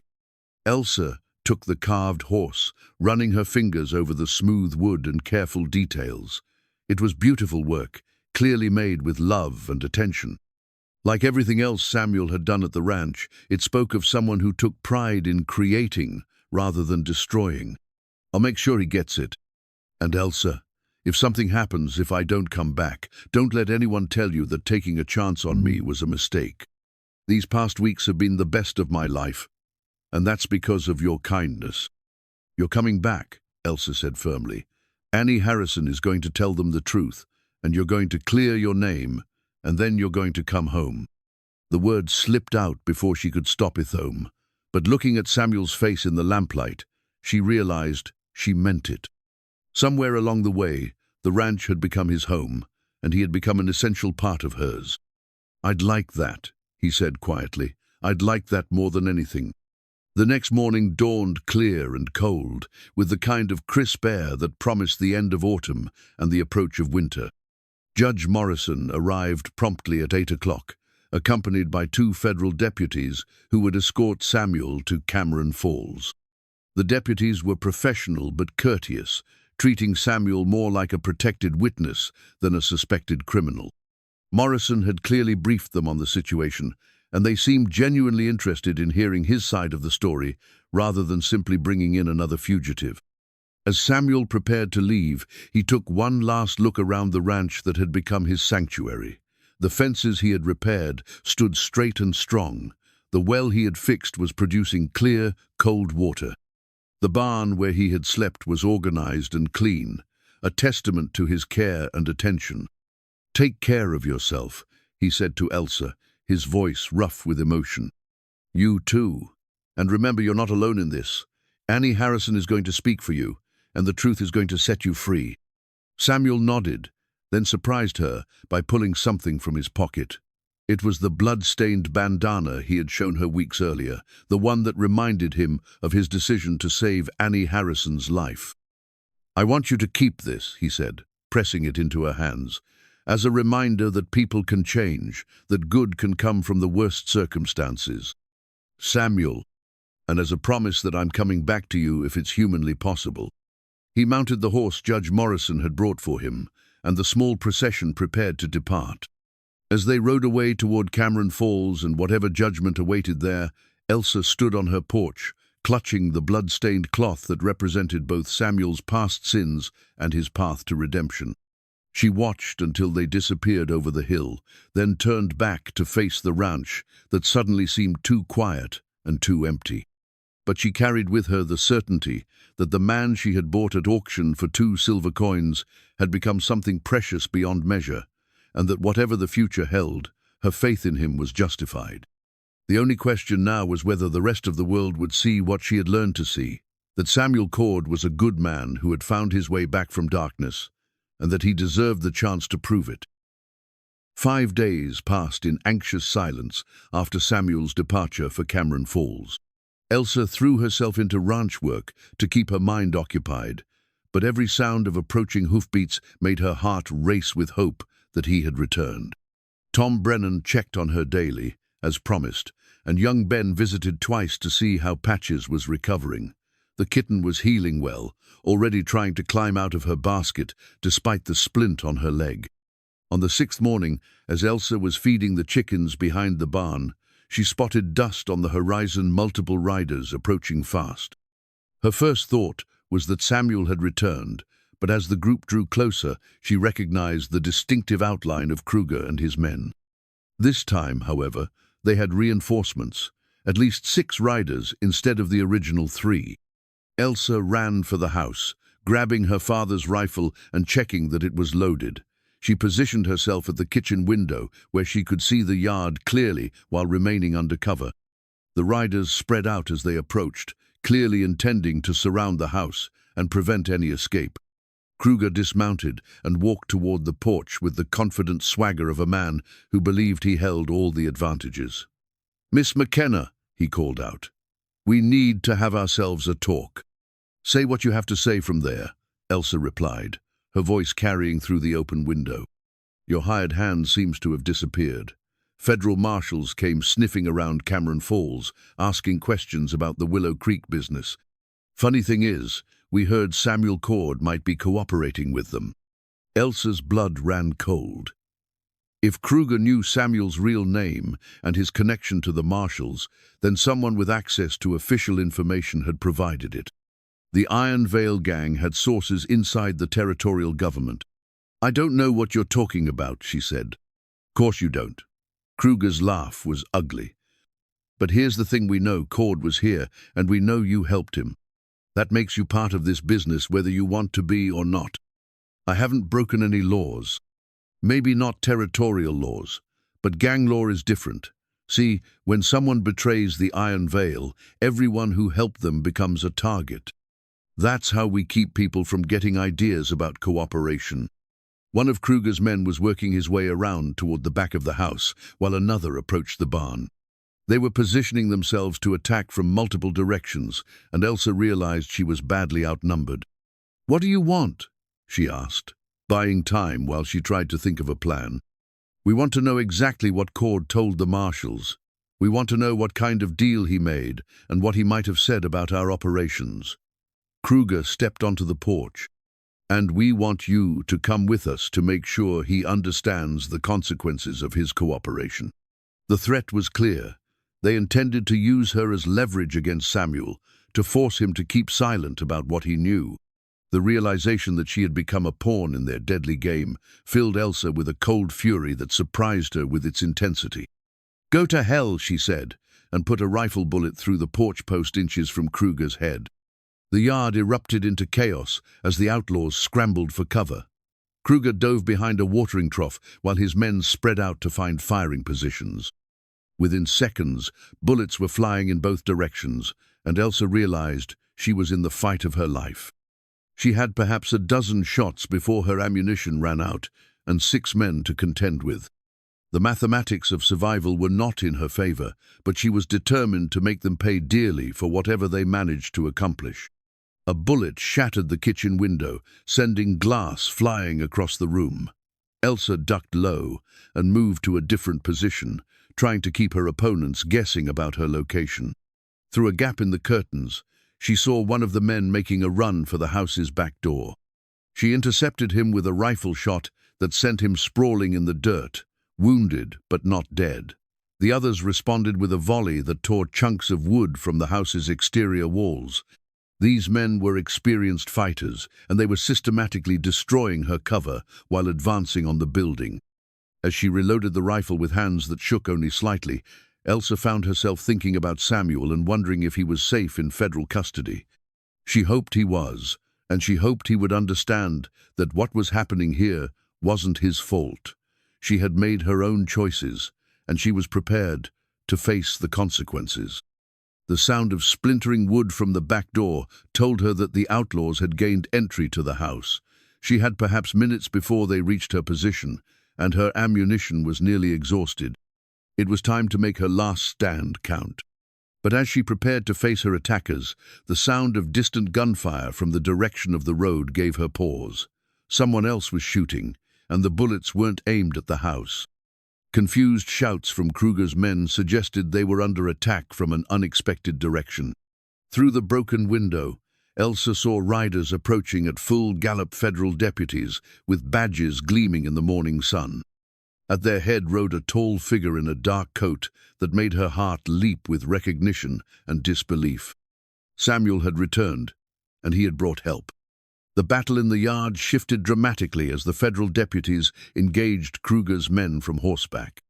These were professional lawmen with superior firepower and tactical training, and the outlaws found themselves caught between Elsa's defensive position and the mounted attack from the road. Samuel dismounted while his horse was still moving and sprinted toward the house, his borrowed federal weapon cutting down one of Kruger's men who tried to intercept him. He reached the porch just as Kruger emerged from behind the watering trough, gun in hand. "Samuel Cord," Kruger snarled. "Should have known you'd come running back to protect your woman." "Should have known you'd be stupid enough to attack a federal witness under protection," Samuel replied, his own weapon trained on the outlaw leader. The two men faced each other across the bullet-scarred yard, and Elsa realized this confrontation represented more than just a gunfight. It was the final settling of accounts between Samuel's past and his future, between the man he had been and the man he was trying to become. "You always were too soft for this work," Kruger sneered. "Saving little girls, protecting innocent families, that's not what the Iron Veil is about." "No," Samuel agreed. "That's why I left. And look where it got you. Federal lackey now, turning on your own kind." "They were never my kind," Samuel said firmly. "I just took too long to figure that out." The sheriff's badge pinned to Samuel's coat caught the sunlight, and Elsa's breath caught in her throat. Somehow, impossibly, he had not only cleared his name but had been deputized as a federal officer. The transformation from feared outlaw to lawman was complete. Kruger saw the badge too, and his face twisted with rage. "A badge won't change what you are, Cord, won't wash the blood off your hands."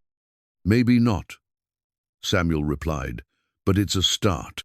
The standoff might have continued indefinitely, but the arrival of more federal deputies ended any possibility of the outlaws escaping. Kruger found himself surrounded and outgunned, his men either wounded or surrendering. The Iron Veil gang's reign of terror in the territory was over. As the dust settled and the wounded were tended to, Samuel holstered his weapon and climbed the porch steps toward where Elsa waited. His face was grim but determined, and she could see that the past week had changed him in fundamental ways. "You came back," she said simply. "I told you I would." "The badge." "Marshal Thompson offered me a position after I testified about Willow Creek. Seems they need men who understand how outlaws think and operate." Samuel touched the star on his coat. "Figured it was a good way to make up for past mistakes." Elsa stepped forward and touched his face gently, assuring herself that he was real and unharmed. "What about us? What about the ranch?"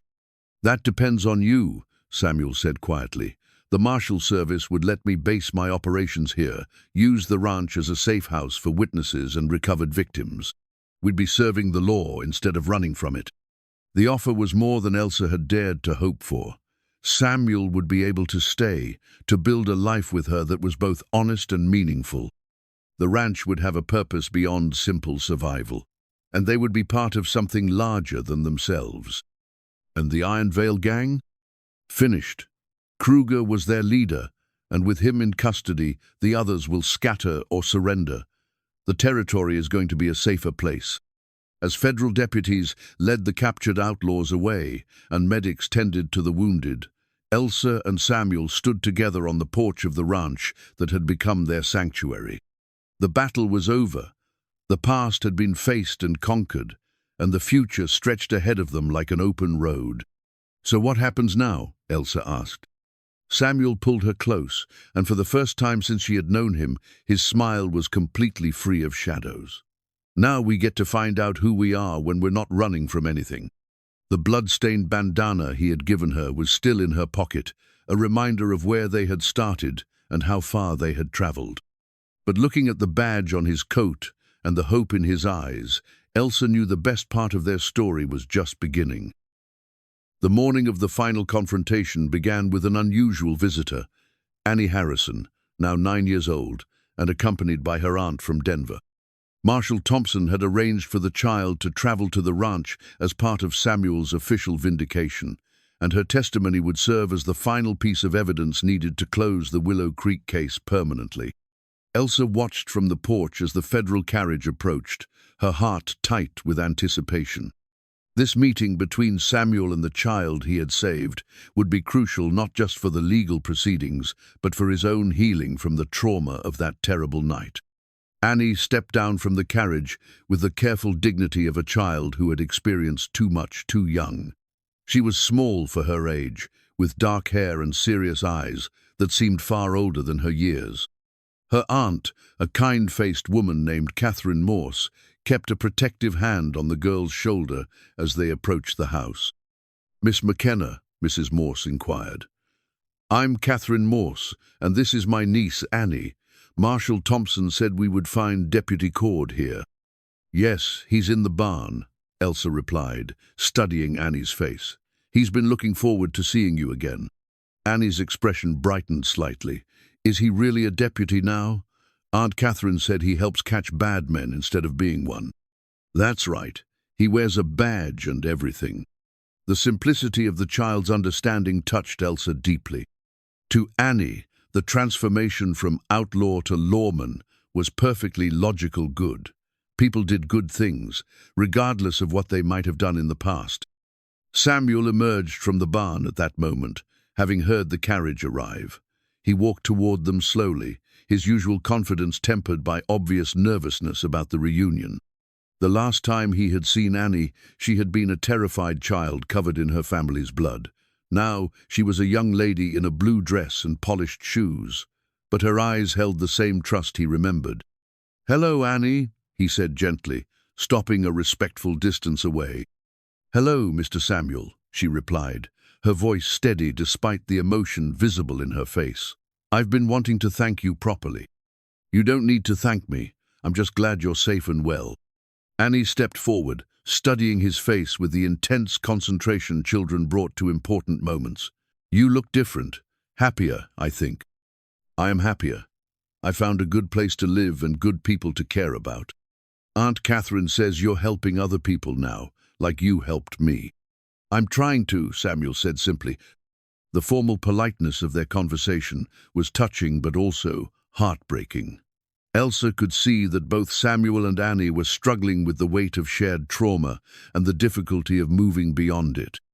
"Would you like to see the ranch?" Samuel asked. "Miss Elsa has some very friendly animals, and there's a kitten that's recovering from a broken leg." Annie's face lit up with genuine childish enthusiasm. "A kitten? Can I see it?" As they walked toward the barn where Patches was continuing her recovery, Annie slipped her small hand into Samuel's larger one with unconscious trust. The gesture seemed to break something open in his carefully controlled composure, and Elsa saw his eyes fill with tears he was too proud to shed. The visit continued peacefully through the morning, with Annie delighting in meeting the ranch animals and listening to stories about the work Samuel had been doing. She was particularly taken with Caesar, who seemed to sense her gentle nature and allowed her to brush his coat while Samuel held his halter. But the peaceful interlude was shattered by the sound of approaching riders, not the careful approach of federal officials, but the hard gallop of men in a hurry. Through the barn door, Elsa could see dust clouds rising from multiple directions, suggesting they were about to be surrounded. "Get Annie into the house," Samuel said sharply, his hand moving instinctively to his sidearm. "This isn't part of the plan." Mrs. Morse gathered her niece quickly, understanding the urgency, even if she didn't comprehend the specific threat. As they hurried toward the house, Elsa counted at least 8 riders approaching from different directions, more than Kruger had brought before, and moving with military precision that suggested better leadership and planning. "I thought Kruger was in custody," she said to Samuel as they took defensive positions. "He is. But the Iron Veil was bigger than just him, and apparently some of the survivors have regrouped." Samuel checked his rifle and counted his ammunition. They must have learned Annie was coming here and saw it as their last chance to silence both of us permanently. The riders stopped just outside rifle range and dismounted, taking cover behind rocks and trees with practiced efficiency. Their leader was a lean man with silver hair and the kind of weathered face that came from decades of hard living. When he called out to them, his voice carried the authority of someone accustomed to being obeyed. "Samuel Cord, I'm Pike Garrison, and I speak for what's left of the Iron Veil. We've come to settle accounts." "Accounts were settled when you chose to murder innocent families," Samuel called back. "If you've got business with me, it's with the federal marshals now." "The marshals aren't here, boy. It's just you and that woman and a little girl who's seen too much for her own good." The threat against Annie sent ice through Elsa's veins. These men weren't just seeking revenge against Samuel, they intended to eliminate the key witness who could testify against other surviving gang members. "The child has nothing to do with this," Samuel shouted. "Child has everything to do with this. Her testimony put 3 of our men in territorial prison, and there's more trials coming. Can't have that." Samuel's face went very pale as he understood the full scope of the threat they faced. Annie's survival had been more than just a moral victory. It had provided the federal authorities with detailed information about Iron Veil operations and personnel. Her continued existence threatened the freedom of every surviving gang member.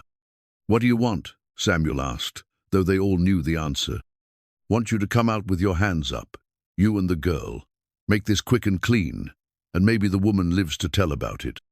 It was no choice at all, really. If Samuel surrendered, both he and Annie would be killed immediately.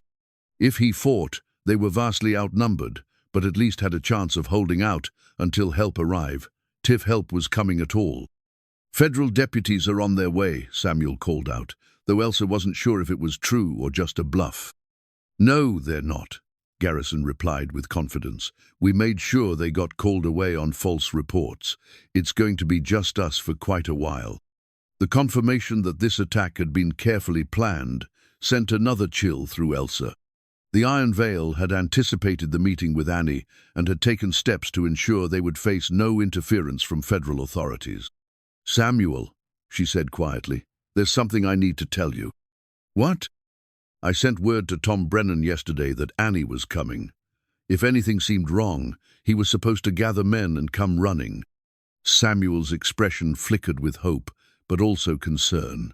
"Brennan's a good man, but he's not a gunfighter. Neither are his sons or the other ranchers around here." "Maybe not, but they're good shots and they know this land. If we can hold out long enough." A rifle shot cut off her words, and wood splintered from the barn door as the Iron Veil opened fire. The final battle for Samuel's redemption and Annie's life had begun.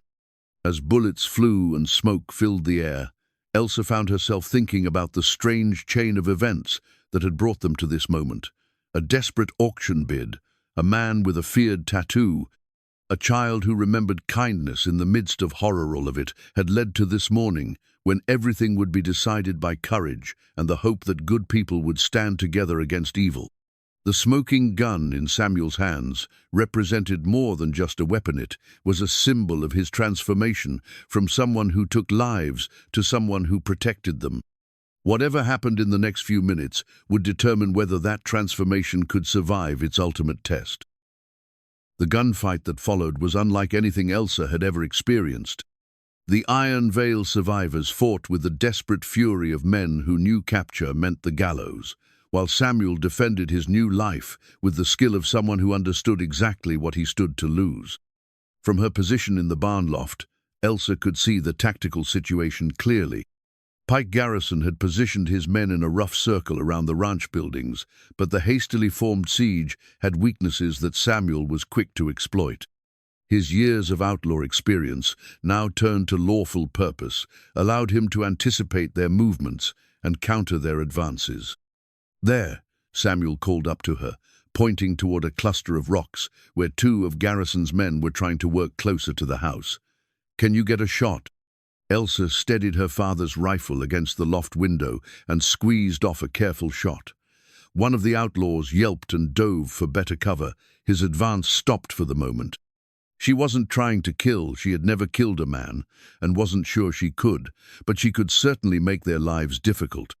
In the house, Annie and her aunt had taken shelter in the root cellar, the safest place on the property during a gunfight. Mrs.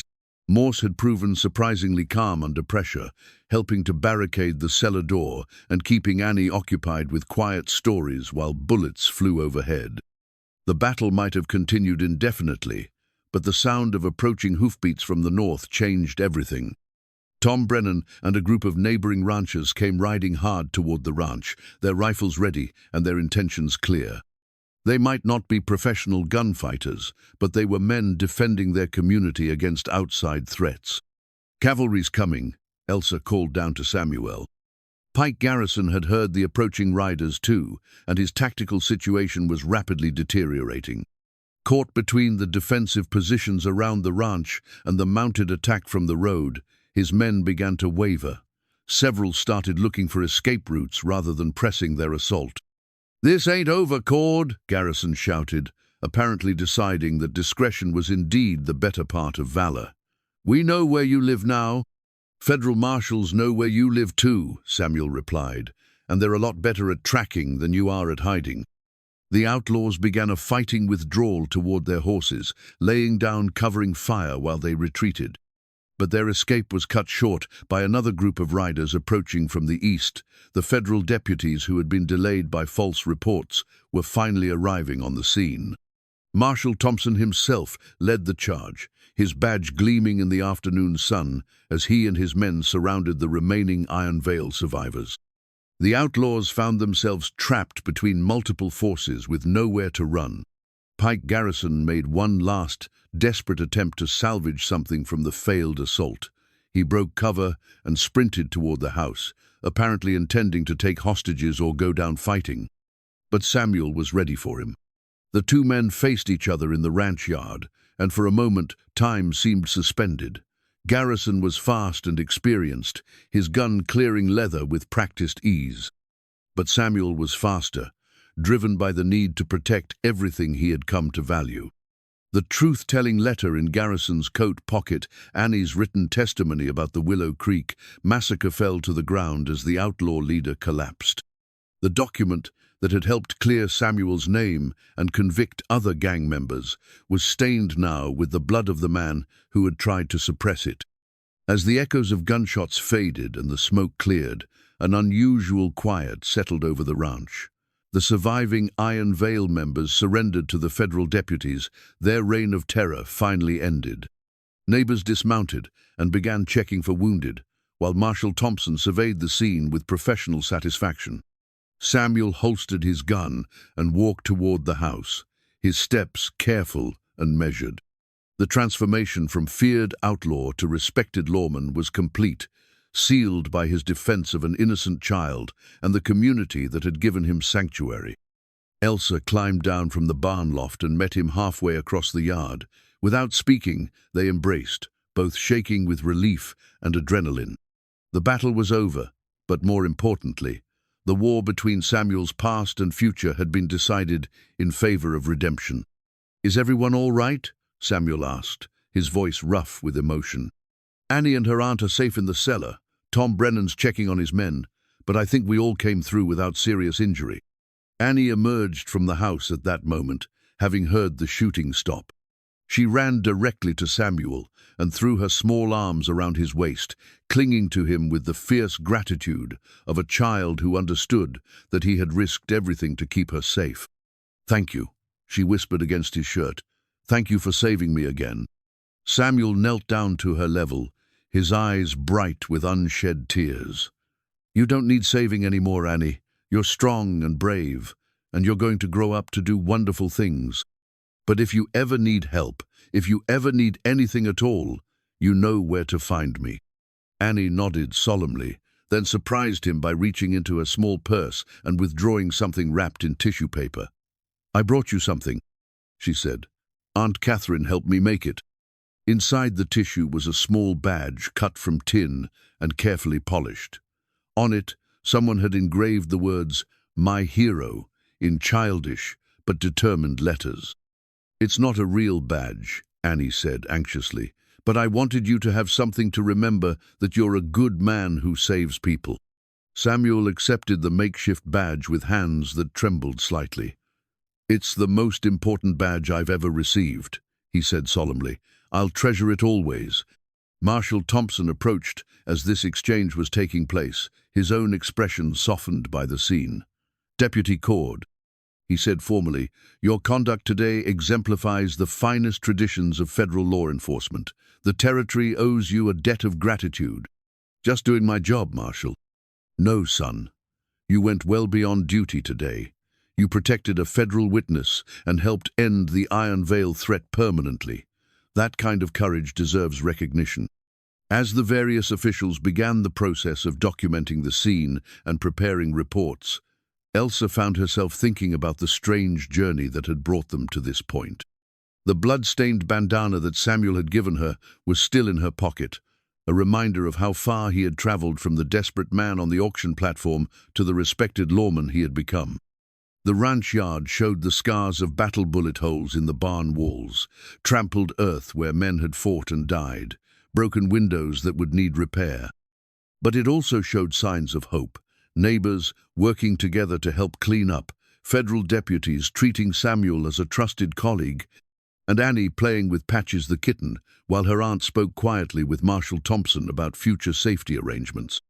As the sun began to set over the mountains, painting the sky in shades of gold and crimson, the last of the official business was concluded. The bodies were removed, the prisoners transported to territorial prison, and the witnesses dismissed. Annie and her aunt would return to Denver with a federal escort, their safety assured now that the Iron Veil threat was permanently eliminated. "Will I see you again?" Annie asked Samuel as she prepared to leave. "I hope so," Samuel replied, crouching down to her level one more time. "And when you're older, if you ever want to visit the ranch, you'll always be welcome here. Promise?" "I promise." Annie hugged him one last time, then climbed into the federal carriage with her aunt. As the vehicle rolled away toward town, she waved from the window until they disappeared over the hill. Samuel stood watching long after the carriage was gone, his hand unconsciously touching the small tin badge Annie had given him.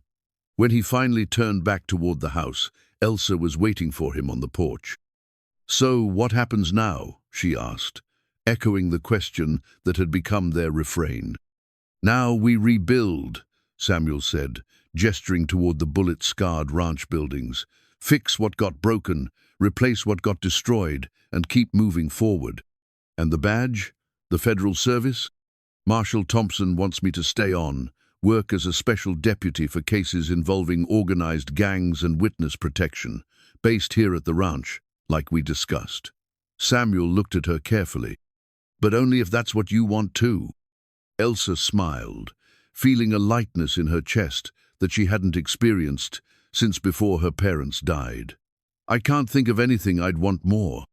As they stood together on the porch of the ranch that had become their sanctuary and their battleground, Elsa realized that they had achieved something remarkable. Samuel had found his way back from the darkness of his past, and she had found the strength to fight for what mattered most. Together, they had proven that redemption was possible, that people could change, and that love could triumph over fear. The truth-telling letter that had helped exonerate Samuel lay on the kitchen table inside, stained with Pike Garrison's blood but still legible. It would go into the federal files as evidence, but its real importance lay in what it represented: the power of truth to overcome lies, of courage to defeat cruelty, of hope to conquer despair. Tomorrow would bring new challenges, repairs to make, reports to file, a future to build together. But tonight, As the stars emerged over the peaceful ranch, Samuel Cord and Elsa McKenna could rest in the knowledge that they had faced their greatest test and emerged victorious. The man with the feared tattoo had become a protector of the innocent, and the woman who had bet everything on his redemption had won the greatest gamble of her life. 6 months after the final confrontation with the Iron Veil Gang, the McKenna Ranch had been transformed into something that neither Robert McKenna nor his daughter could have imagined. The bullet holes in the barn had been repaired and painted over, but more importantly, new buildings had been added. A small office where Samuel conducted his federal business, a secure cabin for witnesses who needed protection, and a workshop where he had begun crafting furniture during his free time. The workshop was where Elsa found him on a crisp spring morning, carefully sanding a wooden cradle that he had been working on for weeks. The piece was beautiful in its simplicity, with gentle curves and a strength that promised to protect whatever precious cargo it might hold. "It's finished," Samuel said, looking up as she entered. "What do you think?" Elsa ran her fingers over the smooth wood, marveling at the craftsmanship. "It's perfect. She's going to love it." The cradle was intended for Annie Harrison, who had written to tell them that her Aunt Catherine was expecting a baby. The gift represented more than just skilled woodworking. It was a symbol of the new life that could emerge from even the darkest circumstances. "Any word from Marshal Thompson about the Colorado assignment?" Elsa asked, settling down beside Samuel on a wooden stool. "He wants us to leave next week. There's a family in Denver who witnessed a robbery, and they need protection until the trial." Samuel set down his sandpaper and reached for Elsa's hand. "Are you sure you don't mind the traveling? It's not what you signed up for when you bid on me at that auction." Elsa laughed, a sound that had become much more frequent in recent months. "I didn't sign up for any of this. I thought I was buying help with fence repairs, not a husband who fights outlaws for a living." The word husband still felt new on her tongue. They had been married 2 months ago, in a simple ceremony at the church in Grim Hollow, with Tom Brennan giving her away and young Ben Morrison serving as ring-bearer. Annie had sent a letter from Denver expressing her disappointment at missing the wedding, along with a beautiful hand-embroidered tablecloth that now graced their kitchen table. "Any regrets?" Samuel asked, his voice carrying just a hint of the old uncertainty. "Only that it took me so long to realize I was falling in love with you," Elsa replied honestly. "I knew you were a good man long before I admitted to myself that you were the right man." Samuel smiled and reached into his shirt pocket, withdrawing a letter that had arrived with the morning mail. "Speaking of good news, this came from the territorial governor's office." Elsa opened the official envelope and read the formal language with growing amazement. The letter announced that Samuel Cord had been awarded the Territorial Medal for Distinguished Service in Law Enforcement, specifically for his role in dismantling the Iron Veil Gang and protecting federal witnesses. The ceremony would be held in the territorial capital, with full recognition of his transformation from outlaw to exemplary lawman. "Samuel, this is wonderful. A territorial medal. It's just a piece of metal," Samuel said, though his pleased expression belied his modest words. "The real reward is being able to wake up every morning knowing I'm doing something useful with my life." The sound of approaching hoofbeats drew their attention to the window. A federal carriage was coming up the road, and Elsa could see Marshal Thompson's distinctive figure in the driver's seat. But there was something unusual about this visit. The marshal was not alone. As the carriage drew closer, they could see a small passenger in the back seat, a girl with dark hair and a blue dress that fluttered in the spring breeze. Annie Harrison had come for an unexpected visit, and her presence could only mean one thing. She had something important to tell them. Samuel and Elsa hurried outside to greet their visitors. Annie practically bounced out of the carriage before it had completely stopped, her face bright with excitement and news. "Miss Elsa, Mr. Samuel, I have so much to tell you." Marshal Thompson dismounted with the careful movements of a man who had spent too many hours in the saddle. "Miss Annie insisted on making this trip personally," he explained. "She has some news she wanted to share in person." Annie rushed to Samuel and hugged him tightly, then turned to include Elsa in her embrace. At 10 years old now, she had grown taller and more confident. but her eyes still held the special warmth she reserved for the people who had saved her life. "Aunt Catherine had her baby," Annie announced. "A little boy named Samuel Robert, after you and Miss Elsa's papa. And I wanted to give you this." She reached into her small purse and withdrew a folded piece of paper. When Samuel opened it, he found a child's drawing of a ranch, with stick figures representing him and Elsa, surrounded by horses and cattle and flowers. At the bottom, in careful lettering, Annie had written, "My family. I drew it for you because even though we don't live together, you're still my family." Annie explained seriously. "Aunt Catherine says family is the people who love you and take care of you, and that's what you did for me." Samuel knelt down to Annie's level, his eyes bright with emotion. "You're our family too, Annie. You always will be." "Really? Even when I grow up and get married and have children of my own?" "Especially then," Elsa said, joining the conversation. "In fact, we're hoping you'll bring your children to visit the ranch someday, so they can meet their Uncle Samuel and Aunt Elsa." Annie's face lit up with delight at this prospect. Can I bring them to see the horses and learn to ride?" "As often as you want," Samuel promised. Marshal Thompson cleared his throat diplomatically. "I hate to interrupt this reunion, but we do have some official business to discuss. Annie, why don't you go see if that kitten of yours is around while I talk to Deputy Cord?" Annie ran off toward the barn, calling for Patches, who was now a fully grown cat with a barely perceptible limp from her old injury. The marshal watched her go with a fond expression before turning to Samuel with a more serious demeanor. "The territorial governor wants to offer you a promotion," Thompson said without preamble. "Chief of the new organized crime division based out of the capital. It would mean more money, more prestige, and a chance to shape law enforcement policy for the entire territory." It was an impressive offer, one that represented the ultimate vindication of Samuel's transformation from outlaw to lawman, but Elsa could see him weighing the opportunity against what he would have to give up. "What would it mean for our work here?" Samuel asked. "The witness protection, the ranch operations?" "You'd have to relocate to the capital. The ranch could still be used as a safe house, but you wouldn't be based here anymore." Samuel looked at Elsa, and she could read the question in his eyes. This was the kind of opportunity that came once in a lifetime, a chance to make a real difference in territorial law enforcement. But it would also mean leaving the place where they had found each other and built their life together. "What do you think?" he asked her quietly. Elsa considered the question carefully. The ranch had been her anchor through difficult times, the place where her family's legacy lived on. But looking around at the improvements Samuel had made, the life they had built together, she realized that home wasn't really about a place, it was about the people you chose to share it with. "I think," she said slowly, "that home is wherever we're together. And if you want to take this position, if you think you can do more good in the capital, then that's where we should go." Samuel's smile was radiant. "Are you sure?"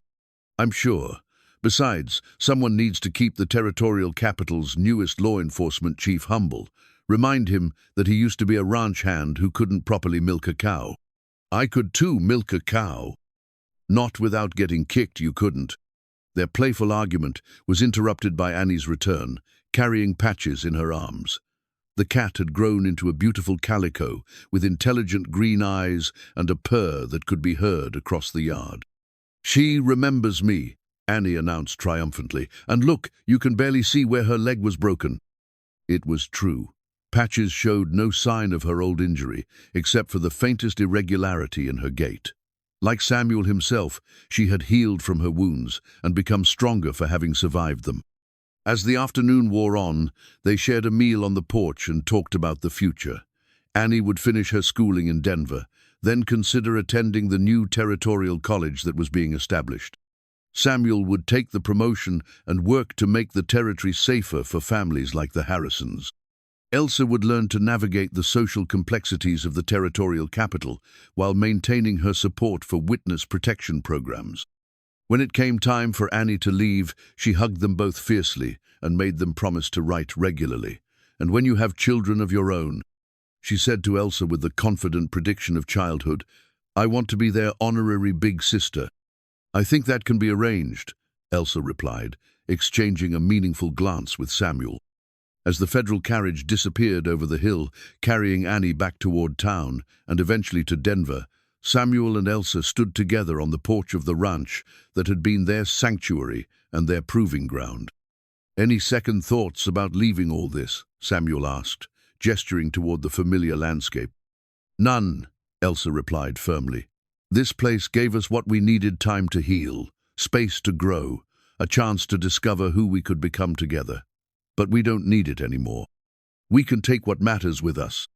She reached into her pocket and withdrew the blood-stained bandana that Samuel had given her months ago, the one that represented his journey from violence to healing. It was faded now, worn soft by handling and washing, but it still carried the weight of memory and transformation. "We're taking this," she said, holding up the cloth, "and the wedding ring that belonged to my grandmother, and the wooden horse you carved for Ben, which his grandmother returned to us after he outgrew toys, and all the other small things that remind us of where we started and how far we've traveled." Samuel nodded, understanding. "And we're leaving the rest?" "We're leaving the rest to the next people who need a fresh start. Tom Brennan's youngest son is getting married next month, and he's been looking for a place to ranch. This could be perfect for them." As the sun set over the mountains one last time from their porch, painting the sky in shades of gold and crimson, Samuel and Elsa made their plans for the future. They would sell the ranch to young Brennan with the understanding that it would remain available as a federal safe house when needed. They would move to the territorial capital and build a new life in service to justice and protection of the innocent. But most importantly, they would carry with them the lessons learned in this place, that redemption was possible, that love could overcome fear, that the bravest thing anyone could do was bet everything on someone everyone else had given up on. Sometimes the greatest transformations began with the smallest acts of faith: a desperate bid at an auction, a willingness to see past a feared tattoo to the man beneath, a decision to stand and fight when running would have been easier. As they walked hand in hand toward the house they would soon leave behind, Elsa reflected on the strange chain of events that had brought them together. She had gone to that auction looking for help with fence repairs and had found instead the love of her life and a purpose larger than herself. Samuel had arrived at the ranch as a broken man running from his past and had discovered that home wasn't a place you found, but something you built with the people who chose to stand beside you through whatever storms might come. Their story had begun with iron shackles and 2 silver coins, but it would continue with federal badges and wedding rings, with children to raise and criminals to apprehend, with a legacy of service that would honor both their families and their shared commitment to justice. And sometimes, late at night, when the territorial capital seemed too busy and complex, they would think of the ranch where their love had taken root and remember that the best things in life often began with the courage to take a chance on someone else's redemption.